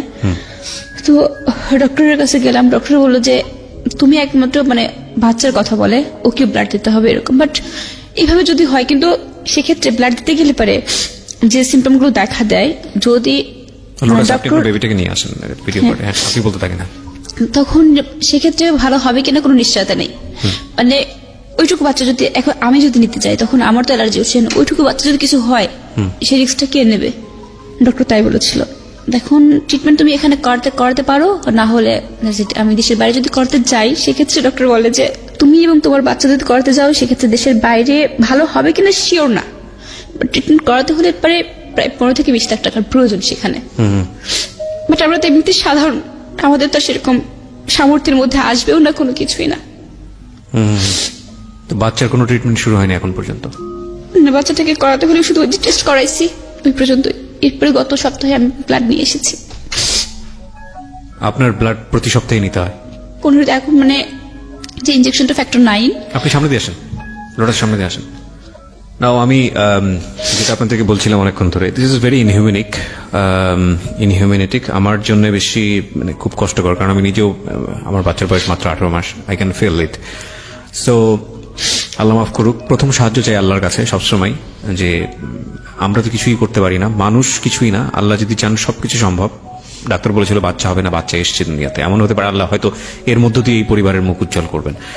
তো আমি ভিডিওটা দিয়ে দিচ্ছি এখন আমার ইউটিউব পেজে, আপনারা আসেন একটু দেখেন, দেখাটা খুব জরুরি। আর আমার তো কিছু বলার থাকবে নিশ্চয়ই, সেটাও আমি বলবো। তো ভিডিওটা দেখার জন্য আমি বলবো আমার পেজটাতে আসার, ইউটিউবের পেজটাতে আসার জন্য www.youtube.com/RJKEBRIAFM RJKEBRIAFM। আমরা পুরো অনুষ্ঠানের একটা সাম আপ নিয়ে ওখানে ভিডিওটা করেছি, বাচ্চাটা নিয়ে আসা সহ। ও কি ঘুমাচ্ছে এখন? ঘুমাচ্ছে না, একটু আগে ঘুমিয়ে গিয়েছিল। আপনি একটু ওকে কোলে নিতে পারবেন? তাহলে একটু আমরা মার কোলে দেন একটু আহারে। একটা অদ্ভুত বিষয় খেয়াল করেছি আমরা, এখানে 3 ঘন্টা যাবত আছে, ও কিন্তু কোনো প্রকার কান্নাকাটি কিচ্ছু করে না, ভেরি সুইট মাশাআল্লাহ। মাম্মাম তাকাও, ও লাইটের সমস্যা হচ্ছে, আমি একটু জুম করতে চাই ক্যামেরাতে। হ্যাঁ, আপনারা বাচ্চাটাকে দেখতে পাচ্ছেন ভিডিওতে। ওর নাম কি রেখেছেন? তাফসির আহনাফ। তাফসির আহনাফ, খুব সুইট, মাশাআল্লাহ। হ্যাঁ, এটা আর অন্য কোথাও কি টেস্ট করিয়েছেন নাকি এক ডাক্তারের কাছ থেকেই আপনার রেজাল্ট নিয়েছেন? ওখান ওখান থেকে থেকে- মানে বাংলাদেশের ভিতরে ওনার উপরে কোনো ডাক্তার নাই আমি তো? তো মানে বাংলাদেশে এমন কোনো জায়গা নাই যে আমি ওর কি নিজের জন্য চাইনি। অন্য কোনো ধরনের কোনো সিমটম দেখা যায়? মানে ওর মার যে যেরকম সিমটম আসে, ওর কি এখন কোনো- ওটা ঠিক পাওয়া যাবে না তো। এখন ঠিক হয় না? বুঝতে পারি ডাক্তার কবে বলেছে যে কবে নাগাদ সিমটম টের পাওয়া যেতে পারে? বলেছে যে এটা মানে বড় হতে হতে বুঝতে পারবে, ওর গিরায় গিরায় ফুলে ফুলে উঠবে, ব্যথা হবে এরকম। বাট আমি যে দেশের বাইরে যে এখন ট্রিটমেন্ট করাবো সেরকম সেই সামর্থ্য ডেফিনেটলি আপনাদের নাই। আপনারা সে কারণে আজকের এই অনুষ্ঠানে আসছেন, আমি তো সেটা জানি। প্রিয় শ্রোতা, এখন হচ্ছে আসলে নতুন করে কোনো কিছু বলার নাই, এখন পুরোটাই আপনাদের হাতে। 20 লক্ষ টাকার কোনো ব্যাপারই না আমাদের এই অনুষ্ঠানের শ্রোতা যারা আছেন তাদের জন্য। তবে সবার আগে যেটা চাই সেটা হচ্ছে দোয়া। অফকোর্স এদের জন্য মন প্রাণ উজাড় করে আপনারা দোয়া করবেন এই ফ্যামিলিটার জন্য, কারণ এটাই হচ্ছে সবচেয়ে বড় সাহায্য। এক, আর 2 নম্বর হচ্ছে যে এই বাচ্চাটার সাহায্যের জন্য ও আমার দিকে তাকিয়ে আছে কি সুন্দর। হ্যালো বাবা। এই বাচ্চাটার হেল্পের জন্য, এই বাচ্চাটার একেবারে নিষ্পাপ, ওকে হেল্প করা আমাদের অন্তর থেকে দায়িত্ব। দুটো নাম্বার আমি বলে দিব, ওনাদেরই নাম্বার, ওনারাই বলবেন আজকে। এটা এই দুটো নাম্বারে আসলে যে পরিমাণ অর্থ সাহায্য আসবে সেটা দিয়ে এনাফ না। আপনারা বরং ওদের সাথে কমিউনিকেট করুন, যোগাযোগ করুন, হেল্প করুন, যেভাবে হোক, ওনাদের ব্যাংক অ্যাকাউন্টে হোক বা যে রাস্তাতেই হোক না কেন, আপনারা ওনাদেরকে হেল্প করেন। এটা আপনার প্রতি আমার জায়গা থেকে বিনীত অনুরোধ থাকবে। এবং যেহেতু রমজান মাস চলছে, আমি জানি অনেকেই জাকাত দেবেন, এমন হতে পারে আপনার জাকাতের কিছু পয়সা ওদেরকে দিলে ওরা হয়তো খুব ভালোভাবে সার্ভাইভ করতে পারবে। আপনারা জিনিসটা চিন্তা করে দেখেন, এই জান্নাত এর উপরে এর ছোট ভাই বোনেরা নির্ভরশীল, এবং ওর মা বেঁচে নেই, ওর বাবা কিন্তু সৎ বাবা। আমি তার প্রতি আমি রেসপেক্ট রেখে কথাটা বলতে চাচ্ছি, জাস্ট আপনাদেরকে ধারণা দেওয়ার জন্য। ও হাজব্যান্ডের সঙ্গে আছে এবং luckily she got a very beautiful husband, আলহামদুলিল্লাহ। এবং ওর ঘর আলো করে এই বাচ্চাটা এসছে, আহনাফ ওর কোল জুড়ে থাকুক, এবং আমাদের কিছুটা সাহায্য শুধু ওর পেছনে আমরা একটু ব্যয় করি। ও দাঁড়িয়ে যাক, ও বেঁচে থাকুক, ওর বাচ্চাটার জন্য বেঁচে থাকুক, ওর বাচ্চাটার জন্য খুব জরুরি। কারণ এই বাচ্চাটার ভবিষ্যৎ কি হতে পারে, নেগেটিভ কোনো কিছু চিন্তা করতে চাই না, বাট আল্লাহ না করুক, আপনারা বুঝতেই পারছেন এই গল্পটা শুনে। প্লিজ হেল্প দেম, আপনারা সবাই হেল্প করেন। আমরা দুজনের কাছ থেকেই একটু নাম্বারটা শুনি, যে দুটো নাম্বার, বিকাশ নাম্বার, আপনারা বোধহয় অনুষ্ঠানের জন্যই রেজিস্ট্রেশন করেছেন না? আমি বলেছিলাম আপনাদের অনুষ্ঠান আসার জন্য। ওই দুটো নাম্বার একটু বলেন। এই দুটো নাম্বার কি আপনাদের পার্সোনাল নাম্বার? জি। প্রথমটা হচ্ছে 01747567319। আচ্ছা, আচ্ছা, আবারও বলি, বলেন। 01747567319। 01747567319। ওকে, এটা হচ্ছে একটা নাম্বার। আরেকটা 01761 01761 66 66 86 86 61। 61। আবার বলেন। 01761 66 86 61। এই দুটো নম্বরে আপনারা বিকাশ করতে পারবেন এবং ওনাদের সঙ্গে আপনারা যোগাযোগ করে অর্থ সাহায্য কিভাবে পাঠাতে পারেন, ওনাদের ব্যাংক অ্যাকাউন্ট হোক বা অন্য কোনো নাম্বার হোক, সেখানে আপনারা ওনাদের সাথে কথা বলবেন। কথা বলে আপনারা সেভাবে একটা ব্যবস্থা করবেন। আমি চাই দেশের বাইরে থেকে যারা আমাদের এই অনুষ্ঠানটা শুনছেন, আপনাদের জায়গা থেকে একটা বড় ধরনের হেল্প এই কাপলদের জন্য আসুক, বিনীতভাবে অনুরোধ করছি। আর আমার এই যে ভিডিওটার কথা আমি বারবার বলছিলাম, ইউটিউবে একটা ভালো অর্থ আসে, ডেফিনেটলি আসে। সেটা শুধুমাত্র ভিউ এর উপর নির্ভর করে, সাবস্ক্রাইবের উপরও না, অন্য কোনো কিছুর উপরও না। এই ভিডিওটা, যে ভিডিওটা আমি পাবলিশ করলাম, যারা সাহায্য করতে পারবেন না ওদেরকে অর্থনৈতিকভাবে, বা যারা করবে না, তাদের সবাইকে আমি বলবো এই ভিডিওটা শুধু ভিউ করেন, আপনি দেখেন শুধু। যত বেশি ভিউ হবে তত বেশি অর্থ সাহায্য এখান থেকে সম্ভব। এবং এখান থেকে যতটুকু অর্থ আসবে এই ভিডিওটা থেকে, এটা যদি 10 টাকাও হয়, 5 টাকাও হয়, 100 টাকাও হয়, 10,000 হোক, 20,000 হোক, কিংবা 1 লাখ হোক, যাই হোক না কেন, আমি আমার আরজিকে প্রিয়া পেজে পাবলিশ করে দেবো। এবং একই সাথে এদেরকে নিয়ে কতটুকু সাহায্য আপনারা করলেন, যাই করেন না কেন, এটার একটা আপডেট ভিডিও আমি দিয়ে দিব। আপনারা সাহায্য করুন এবং আমরা চাই এরা একটা পথ খুঁজে পাক। বিশেষ করে এই বাচ্চাটাকে দেখলে আসলে আমার যেটা মানে মনে চাচ্ছে, আমার মনে হয় সবারই দেখা উচিত। আপনারা আসেন, এই ভিডিওটা আপনারা একটু দেখেন। Thank you. আমি অনেক আশাবাদী মানুষ, তাওয়াক্কাল তু আলাল্লাহ। আমি বিশ্বাস করি আপনাদের